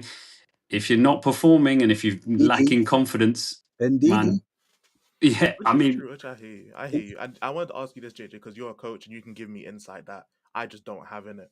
But in terms of the difference between playing in a match and playing in the training ground, do you feel like giving Archie Gray minutes on the pitch? Like, I know obviously we should be beating Leicester, but there's a lot of teams that we should have beaten. But at this stage in the Premier League, especially, it's a wrap, isn't it? Like, I don't think we're gonna get relegated. It is fun to talk about how we be in the championship and we might actually be able to win a trophy. You know what I'm saying? Even though we'd come up in the playoffs, you know what I'm saying? We're not coming first. We're gonna come third and go up in the playoffs, innit? But in all seriousness, I feel like, in my opinion, innit? Obviously, I'm not a coach. I don't have the badges in it. But if we start playing these players in their position straight away, and we're telling them, yo, this is what we need from this position, this is what we need from this position. You've come in, you said you're good in this position. We trust you. We want you to play there. It's okay to make mistakes. You're gonna learn, but they're gonna come up to speed with what Premier League teams are looking like. Because we saw Archie Gray in the Carabao Cup against Man City at right back getting dog walked by Mateus Nunes, who's a centre mid, and that was the first red flag in terms of his physicality levels. And I think, and we saw it against Everton as well. As soon as he's on the touchline, he's borderline useless. Again, that's not really his game. He should be in the middle where he has more protection, and he's only 18, so his physicality isn't there yet. But if we already know that we're not going to get a high caliber 6, and we've already brought in Bergvall, who has shown promising signs in the midfield role, should we not give them the tools by playing them in their preferred position in games, because it would heighten their experience quicker? yeah, like 100%. If you can get game time and training time are they're poles apart, nothing like each other, right? But you've got to have, to do it successfully, you've got to have a structure around players. And so if you want to use really good examples, you can look at teams like Liverpool. That's a really set team. It's a brilliant team with brilliant players throughout. But what they are able to do is they're able to then sprinkle in, and you've seen it over several seasons, they then sprinkle in these younger players who they're really excited about, like their Harvey Elliott's and things like that. They're able to sprinkle them in. And then whenever you're watching Match of the Day, you see them and you think, wow, they're really good, like performing at a really high level. But the reason they're able to have that platform is because you've got Soboslai doing all the hard running and the hard tackling. You've got Salah pinning players and making it really difficult for teams to get out, and Van Dijk at the back making sure that nothing goes through. And therefore, these players come in, and Connor Bradley and Harvey Elliott and whoever else, Curtis Jones, they come in and they're able to perform with a level of confidence. And I don't honestly think that in terms of technical ability, any of those players is a million miles better than either Archie Gray or Lucas Berrival. These are really, really talented youngsters, and they're younger than those guys as well, I think. So what I would say is, if you've got a really settled team, you absolutely can and should be doing that. Putting them in there, getting them those really competitive minutes, and they will develop. And we've seen that with Berival because he's having to play, no choice, and he's really stepped on. Whereas it's not the same on the training pitch. But we are, I'm sorry to say it, guys, we're a bit of a bin fire, and it is not All right, necessarily the best time to let's be chucking in pause on kids that one. and Pause on that. We're a bin fire. Let's stay with that. We are bin juice. We're garbage right now. Tottenham are dead food. You know what I'm saying? Like, we're just at the bottom of the shoe right now. I'll be honest with you. Spurs pissing everyone off. And I want to know, what is the solution, in your opinion? How do we get out of this hole that we're in? Like, it's a nightmare being a Spurs fan. I've been invited on to many rival shows. I'm doing one myself. And I'm like having words with my colleagues, and I'm like, bro, we might have to get Brighton on, or I don't know, Forest. I'm like, oh, actually, I can't even invite Forest because Forest, they're doing madnesses. You know what I'm saying? So I'm asking, what is the solution? How do we get out of this mud? Because right now, us and Amarim, I mean, Man United, we're mud brothers. That's the only thing that's saving me right now. But like, you know what I mean? Because like, obviously the narrative is. Now, I'll let you talk. Go on. Go on. I won't even say the narrative. But yeah, Okay, what JJ, do you you go think the first, man. solution is? And anyone can jump, like Elijah, whoever has the solution, I want to know it. I want to know the antidote. Travis Scott. Elijah, you chucking me under the bus. You're telling me to go first. Because you know, I'm more of a pessimistic kind of guy in it, so I want to hear a bit of optimism. It might lift my spirits a little bit. You know what I'm saying? So that's No, what but I'm I mean, thinking. like, So seriously, Mm, if you had the keys, you know mm. what I'm saying, to the city, you had the keys to Spurs right now, and you're like, how would you organize them? How would the formation look? What would the tactics look like? With the manager, would you kick him out? Would you keep him? Would you see it out? Like, there's so many little things we could talk about, but I just want to hear from you, man. Like, what do you reckon the solution is to get us up the table at least? Yeah, I mean, I'll try and come at it from a glass half full point of view, which is normally where I look at things. I think if you like when Marlon said earlier, like, are you Ange in or Ange out post Arsenal? Where are you now, like post Everton and things like that? I think no matter what you do, whether you stay with Ange and you back him or you bring someone else in, what you're going to have is you are going to have returning players, right? So imagine you sack the manager, bring the new guy in. The new guy all of a sudden gets Romero back, he gets Van de Ven back, he gets Udogi back, he gets Vicario back. Do you know what I mean? He's got Bentancur fit and available. Mm, Biss is playing. Solanke comes back from a knee. I mm, mean, that is effectively a completely new first team, right? It's our actual first team coming back. And then a lot of the players that have been playing go back to being bench options and very good ones as well. mm, So you would never know if the new guy was totally responsible for any uptick or whether this would have happened if we'd have just left Ange in charge, right? So what I'm looking at is I'm really, really hopeful that getting those players back is going to make a difference. I mean, I wish the club would do something in the transfer market. It's driving us all absolutely nuts, man. We're end of the window and we've done nothing. And crazy. we're all losing our minds. But this is Tottenham. We should expect it. It shouldn't be a surprise to us. But you'd think that the situation we're in right now, they do something to back the manager, even if it's bringing forwards, targets that you were going to do later, but you're going to pay a premium for them now, but do them now. And all right, we'll worry about signing one less player later on because we spent an extra 50 million because everyone was more expensive. Whatever it is, do something, back the manager. And there's no reason from what we've seen that Ange can't get us to the end of the season with a trophy, right? The Carabao Cup is a realistic aspiration for us. A run up the table with our first teamers coming back is again realistic, I think. So we could do something this season. We could have what might be classed as a semi-successful season if we leave Ange in charge. So that's where I'm sitting, and I just think that he will have learned more from this. Ange will have learned more from this season than maybe he's learned in the last however many when he's been super successful with teams in different leagues. I think he's come here and he's been hit by the quality, but also a very kind of surprising and unrealistic level of injuries that he's probably never had to face. I can't think of too many other managers that have ever had this many whether it's Ange's fault or not. So I genuinely think that he can do better, and we will do better, and we will improve.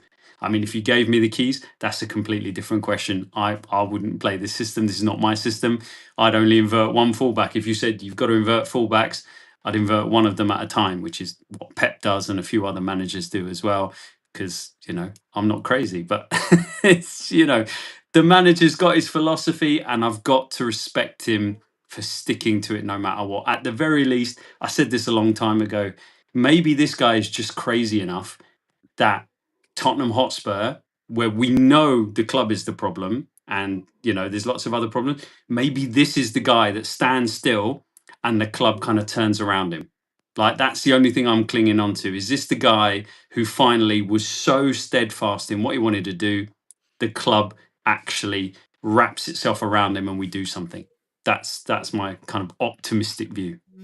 Well, before I go into Elijah, make sure you like and subscribe, guys. If you haven't done already, give us a thumbs up. You see that little thumb button? That helps us a lot. Just if you just hit it like, yeah, real quick. Some people on their phones, it's a white background. Some people have a black. I don't mind. If you're on a TV, you can still like it. I didn't realize the other day I was on my TV. I was like, wow, I can like it from the TV. Get your Fire Stick and just really quickly.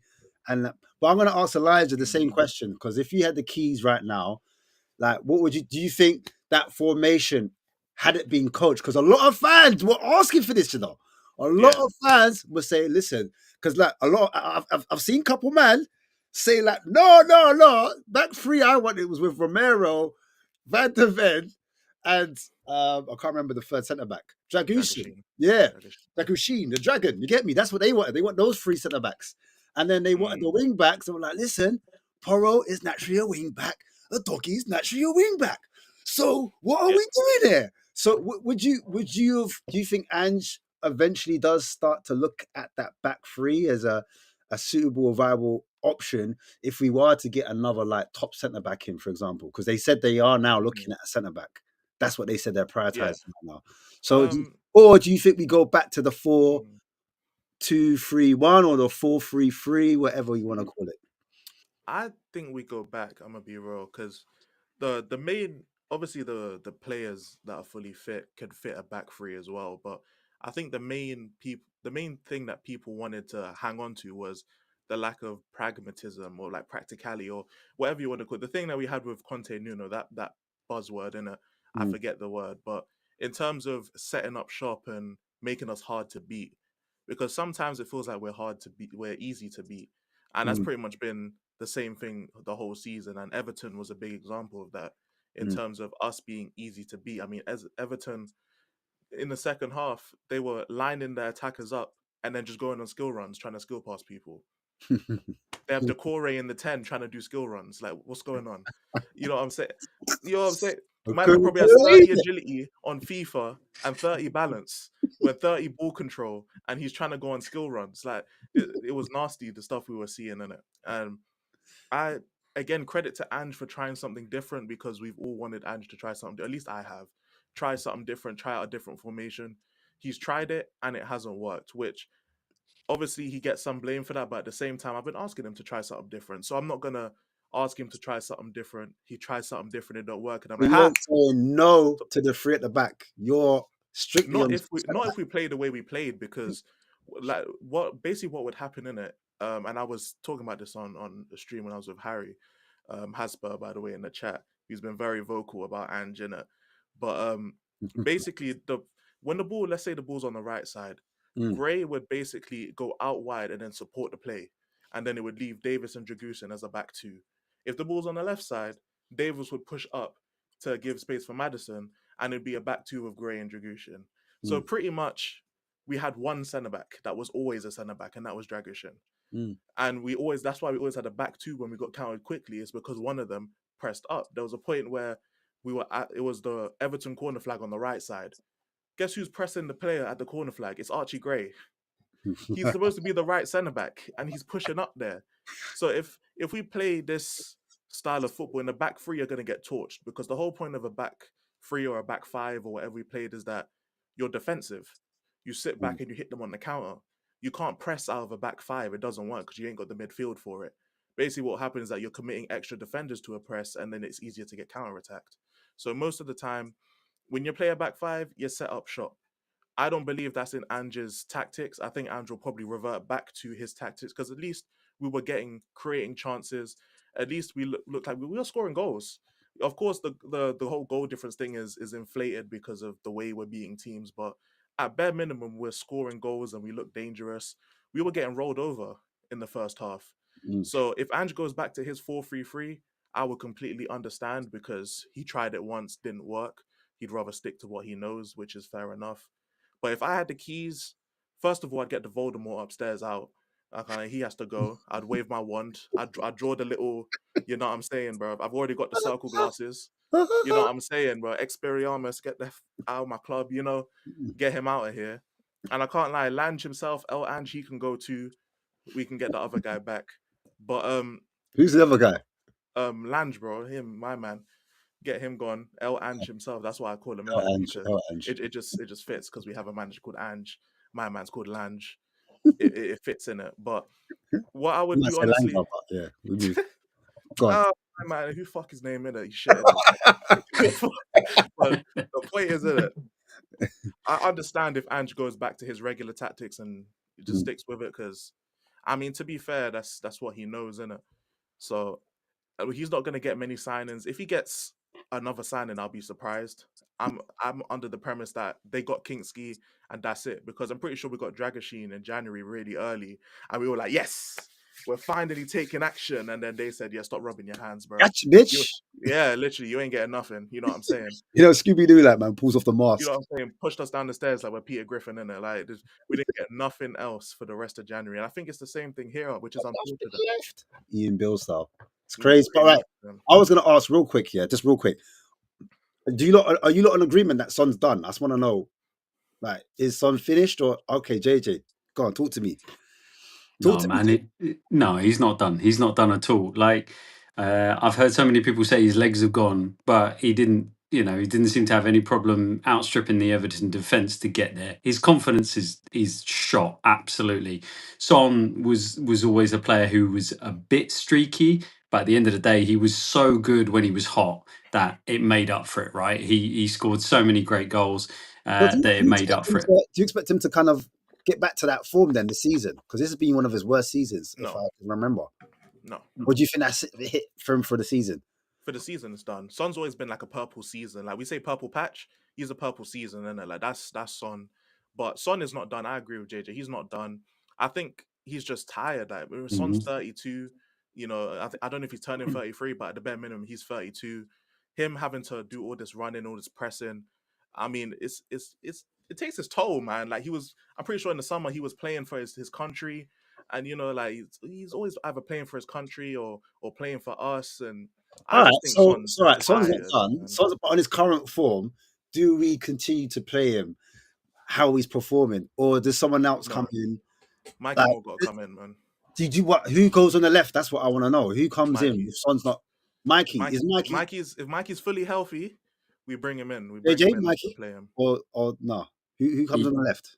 Yeah, you can give more minutes, but again, like everybody expecting him to start a game when he's only just come back. Like he needs to build into it.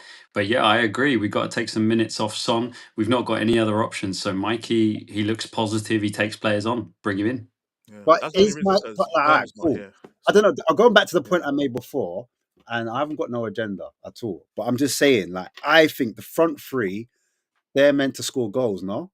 And I'm looking at Mikey Moore, and I haven't seen it yet as a goal threat. And I know we can do it because I've seen the England under 17s that he was at, under 16s, whatever. And I saw the type of goals. He was scoring wonder goals. And he wasn't even playing on the left wing. He was playing in like the 10 role and slapping it top bins. I was like, what? Who is this kid?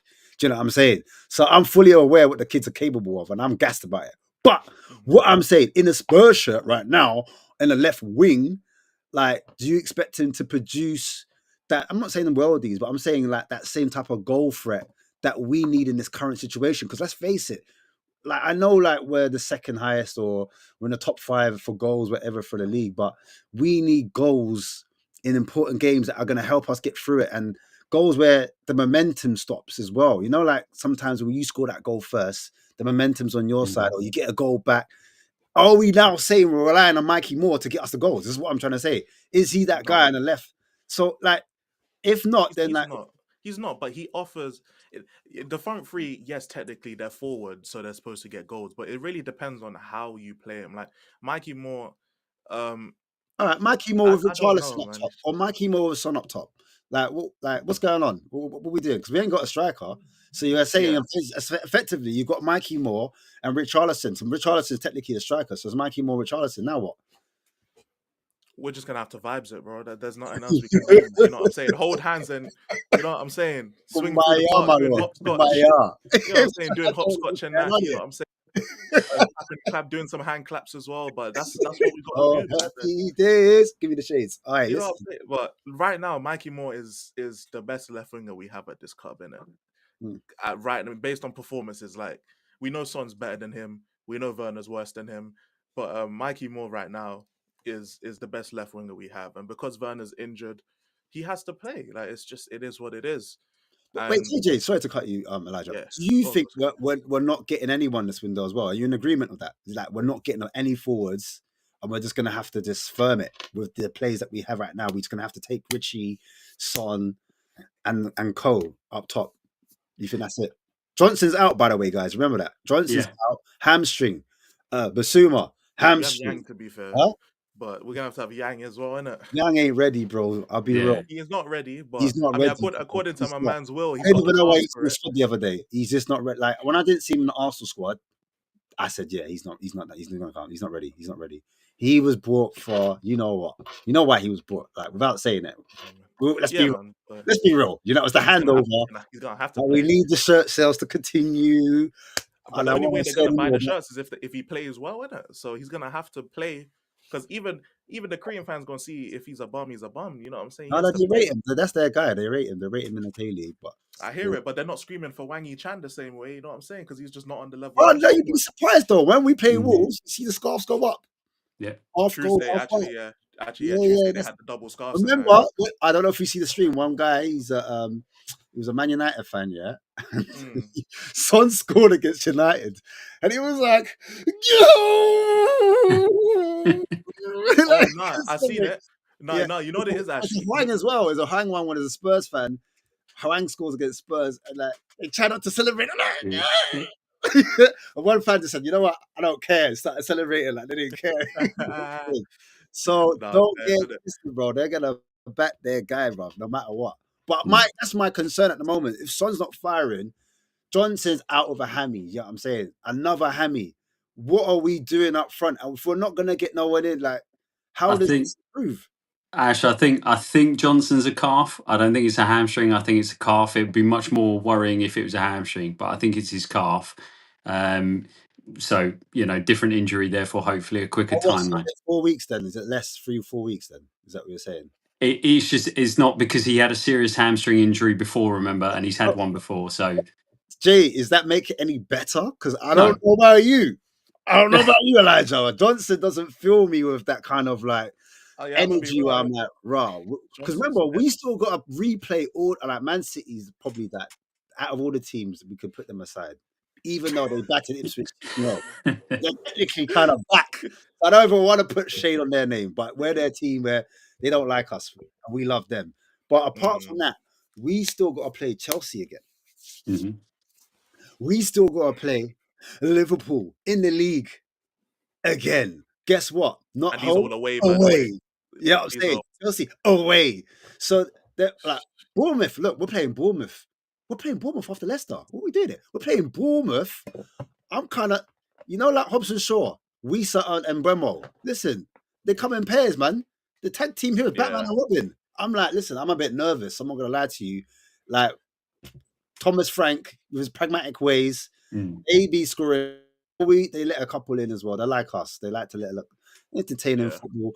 But at the same time, we're going to have that confidence from Leicester, beating them, and Hoffenheim back to back. And then I think, do we have a game before that as well? I think it is Elfenberg or something. And then we play Brentford, innit? I think Brentford's in February. Is it February in the Jan? Can't remember, but I know they're that fourth game in. We're gonna have to go on a small run, a mini They're run. all gonna be rubbing their hands like Birdman. You know what I'm saying? Gonna be like these, just ready, waiting to play us, man. You know what I'm saying? It's My gonna be concern, long. look, I'll be real with you guys. My concern is, I just don't think we could put a run together. Can't remember the last time Mhm. Spurs have put a run together where we've just gone 4 games, 5 games, and we're just winning. You know what I mean? Especially Yeah. league games. It's different when you talk about Europa because I can hear people in my head, nah, yeah, we just won 9 in and 11. Europa. Yeah. Yeah, Doesn't count, we in man. Europa, and we won in the league. Yeah. But when Yeah, I'm talking about doesn't count. league consistent games, I'm not too sure. I'm not too confident. We've gone 3 games, 4 games, 5 games in the league. We've just got the ones at wins. And like for me, when you drop points, when you're drawing, they come like losses. They're not Yeah. helping you push up the table. Do you know what I mean? Yeah. And we can't afford another 5 L's. I'll be real with you. And I'm looking, like I said before, we've got to play Chelsea away, Liverpool away. We could probably do City. Yeah. Even them I'm not confident about. We played United twice already, right? No, we played Arsenal twice. We Oh, played so we United still twice. We got to play played them. We United. So played them let's in the hope cup. that they don't pick up form. But we got their number, right? We've got their all right. We can, and we've done Newcastle twice as well already. Yeah, But Newcastle twice. it's about Forest, those type of teams there. The Thing is, Brightons we and just stuff. don't know. We just don't know about the front line until we see it, man. Because we haven't seen Richarlison in striker for ages. Like, when was the last time Richarlison came on and played striker? Like, we seen him on the wing. You know, so we've seen him come on for Son. Like, even when he got You injured know what against it Aston is? You know Villa. what it is for me with He was Richarlison? okay. Like JJ, I don't know if is it just me, yeah, but his first touch, you know, when Solanke came in the squad, I was like, oh, it's refreshing. Someone can hold the ball up. Like he's not always bouncing the way. I'm not saying Solanke's perfect, but at times Solanke can get on the ball and he can drive up the field or he can link play a little piece. It's Yeah. not like I said, it's not perfect, but Richarlison, you give him the ball, all he wants to do is fall over. That's how he Yeah. gets us up the pitch. So Yeah. that Yeah. slightly worries me. Like in terms of turnovers, like because sometimes the referee's gonna look at him and like, get up, you idiot, get up, man. What are you doing? You know what I'm saying? And they're gonna let the play carry on, and then all of a sudden, like the momentum's turned, you know, it's another turnover, we're under pressure. Like I mean, what I would say, Ash, is that if Richie just hasn't played enough games for us in the last couple of seasons to really judge him, but he did have a good period last season, right? So he was that came. a purple patch though, JJ? Was that a purple? Or was We, that he immediately got injured, right? So we don't know whether so it ended because he got injured. It didn't end because he stopped scoring goals but played another 20 games. So we just don't know with Richie whether he's capable of doing anything over the long term. The evidence over his time at Tottenham is whether he's good or bad, he just gets injured. So you can't hang your hat on him either way you look at it. You've just got to hope because he is our number 9 right now, with no one coming in and Solanke out for a long time. You just got to hope that he comes into it and performs the way he did last season when he came back. And can he bridge that gap? Can he get us to Solanke coming back? I mean, God forbid the club go and sign another striker. You know, may that could change things. But um, like I said, we hang our hat on Richie, and then we hope that with more first team players coming back, we're actually a bit more stable and we create more chances, and then we start spreading those goals around the team again. what do you think, Elijah? Do you agree with that? About Richard? I can't even call him Richie. He's Richard right Yeah, now. man. You know what's crazy? I seen Adam say I'm not convinced. I'm convinced Richarlison is not Brazilian, and I thought of the He's most Richard. He's a Richard. demon. I thought of the most demonetizing joke in my life, so I'm not gonna say it. But Richarlison, we I can't lie, but my brain is too crazy for YouTube. I ain't gonna cap, innit? But I ain't gonna cap. But yeah, now Richarlison, we know what Richarlison is for the most part. And like I like Richarlison, but not for footballing reasons. You know what I'm saying? Like I was a fan of him at Everton.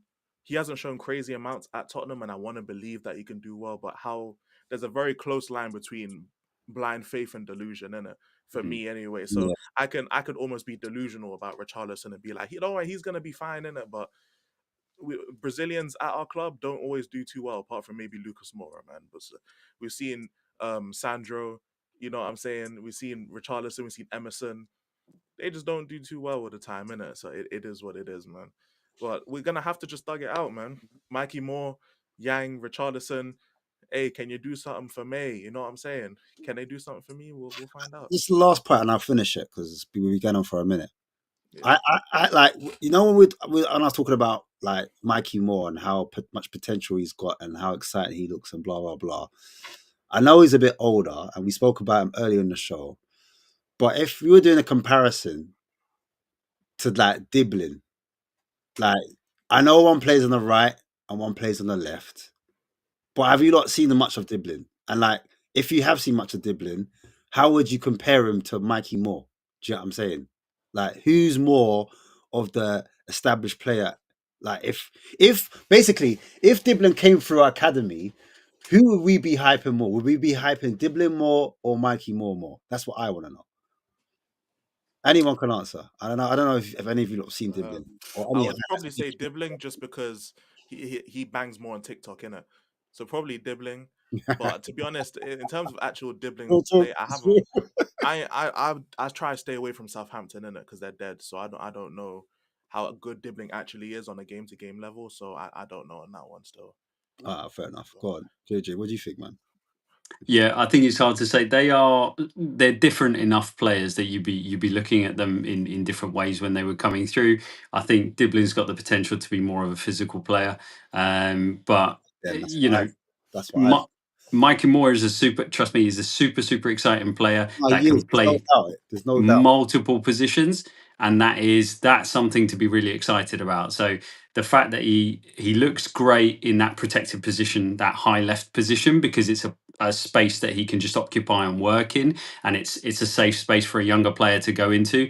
But that boy is definitely going to be able to come in and play number 10, a high up number 10. He's going to be able to come off the right and affect games going to the byline and cutting back. So yeah, I maybe because I've seen a lot more of Mikey Moore. I obviously know a lot more about him, but I want to believe in the kid because he's a super talent, and he's a lot stronger than he looks as well, Mikey Moore. Even though he's a smaller package than Dibbling. Yeah, because that's interesting. You said that because I when I see, and it's a weird comparison because I'm going to talk about Eze, yeah, and Eze's not like the same physicality or shape as Mikey Moore, but you know, like how you said Mikey Moore can play in a 10. And people always say Eze is more of a play. He's a 10. He's not a winger. Even though Eze plays in the wing. That's how when like Mikey Moore dribbles, he's got that kind of glide.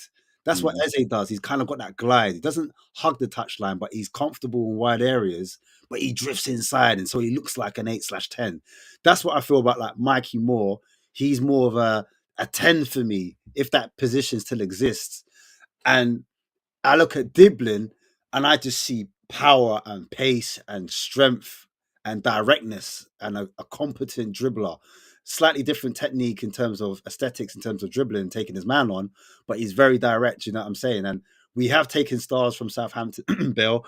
So I'm not calling them that, but I'm just saying if we had the right coaches, and like, do you think, all right, so this is my final point. Do you think, because you're saying, I don't know if you're Angie or Andrew at this point, are you saying long term then well, not long term, but if we were to get a Diblin and Mikey Moore was to push on the following season, do you think Ange could help them? Is he the type of manager / coach you think that could help a Moore on the left and a Diblin on the right, or more in the 10, wherever you want to see him?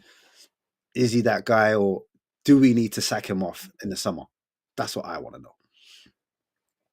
You want me to go? Do you want to go, JJ? You want me to go? Do it. Is he?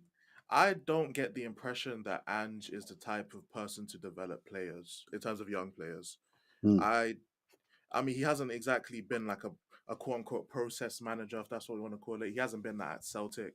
I don't think he was like that in Australia or in Japan. Even though I don't really know too much about that, I could be wrong. But especially at Celtic, he wasn't a process manager. You know, like he had players there who were ready and had the experience to play. And I think in terms of improving players, I haven't really seen. I mean, to be fair, I'm just one pair of eyes in it. I could be looking at this the wrong way, but I haven't seen like a drastic improvement from many players under Ange specifically. Apart from maybe if you want to say like Gray and Bergval, but I think that's more down to them just playing more and getting experience. I don't think that's down to Ange's coaching ability or tactics or anything like that. I don't think he's improved anyone. So I don't think he'll improve Mikey Moore and Dibbling as players. I think they'll just gain more experience in the Premier League and they'll kick on from there. Fair enough. And like JJ, just to come on to that point, because he's talking about Ange not being able to develop players, and players actually they found their own feet through minutes, not through anything of Ange. Like, do you agree with that statement? And if so, would he need to go if we need Mikey Moore to flourish? Yeah, I'm not sure I see it that way. I think some of this stuff we'll not know until after Ange goes, whenever that is, and then players start talking about what it was like at the time and things like that, and start opening up, which we Yeah. see quite a lot of players doing, right? But I think that if I'm not being very generous, what I would say is that Ange plays a brand of football and a style and a system that you might not get anywhere else. So they're certainly going to gain an experience that they might not see anywhere else. And they're going to be seeing things and doing things that are going to be completely different. And that could be a positive, right? So it's going to take them forward in one way, whatever way you look at it. What I would say is that I do see a great level of performance for some young players stepping into that first team. It's impossible, as Elijah, you've just said, it's impossible to know whether they're stepping into it and just performing because that's who they are, or whether the coaching staff and the manager are part of that as well. There's no way for me to know that. So it's really hard to say, but because I'm seeing young players stepping into a team and outperforming senior pros, for me personally, glass half full, yeah, I think Ange can do it. He's doing it. He's the manager, and we've got young players that are coming in and stepping to a level. No reason why Mikey Moore can't do that because all the tools are there. Fair enough, man. Okay. I'm gonna end the show there, man. Guys, thanks for coming up and thanks for staying on with me. I held you a bit longer than obviously wanted. I held you on the ransom. But yes, big yourselves up. But just for the community and just for like other people that might want you on their shows and stuff, where can I find you to? Elijah, where can we find you? What you got going on? Too much of E, man. I've got Ah, a there you documentary in the works, man. You know what I'm saying? I'm part-time news reporter. That's why I got the cap. You know what I'm saying? But also I'm a part-time documentary maker, which you might well be finding out in the chat soon enough. I got a documentary in the works, having some YouTubers is on. it on Spurs? Because like we are a It's mad it's social gonna be experiment on right now. how divided the community is over Ange Postecoglou, man. That's what it's gonna be about. So I've got some things happening in the works. You know what I'm saying? It's gonna be like a proper doc. So hopefully you guys can tune in and Hey, enjoy I want to see the first view. Can I be the first viewing? I want to have the popcorn ready. that. You know what I'm saying? I'll even premiere it. People How about out. that? I want to get the red carpet. Yeah, I want to get the bow I'll tie, the tux ready. It's calm. I'll premiere it and everything. You know what I'm saying? But I'm gonna have a bunch of YouTubers on. It's gonna be like a bunch of interviews, Would it be like documentary the stuff. Diddy? You know, like the Diddy files. You know what I'm saying? You know, like I mean, I don't want to compare anything I make to Mr. Did. You know what I'm saying? The I remember Diddler. where I was when it first You know happened. what I'm saying? I don't want to, you know what I'm saying? He'd be backhanding, you know what I'm saying, certain individuals. I don't want to be associated with that. You know what I'm saying, Ash? For So, baby rolls. yeah, man, Yeah. you know what I'm saying? He belongs on X videos, not the Twitter site. You know what I'm saying? So X Hamster and that's Diddy in it. So yeah, we'll leave him alone. But I'm gonna put a lot of time and effort into this. So hopefully it comes out well. But Cool. that's what I got going on, man. Spoiler alert. And JJ at the full coat. I'm guessing that's where they find you.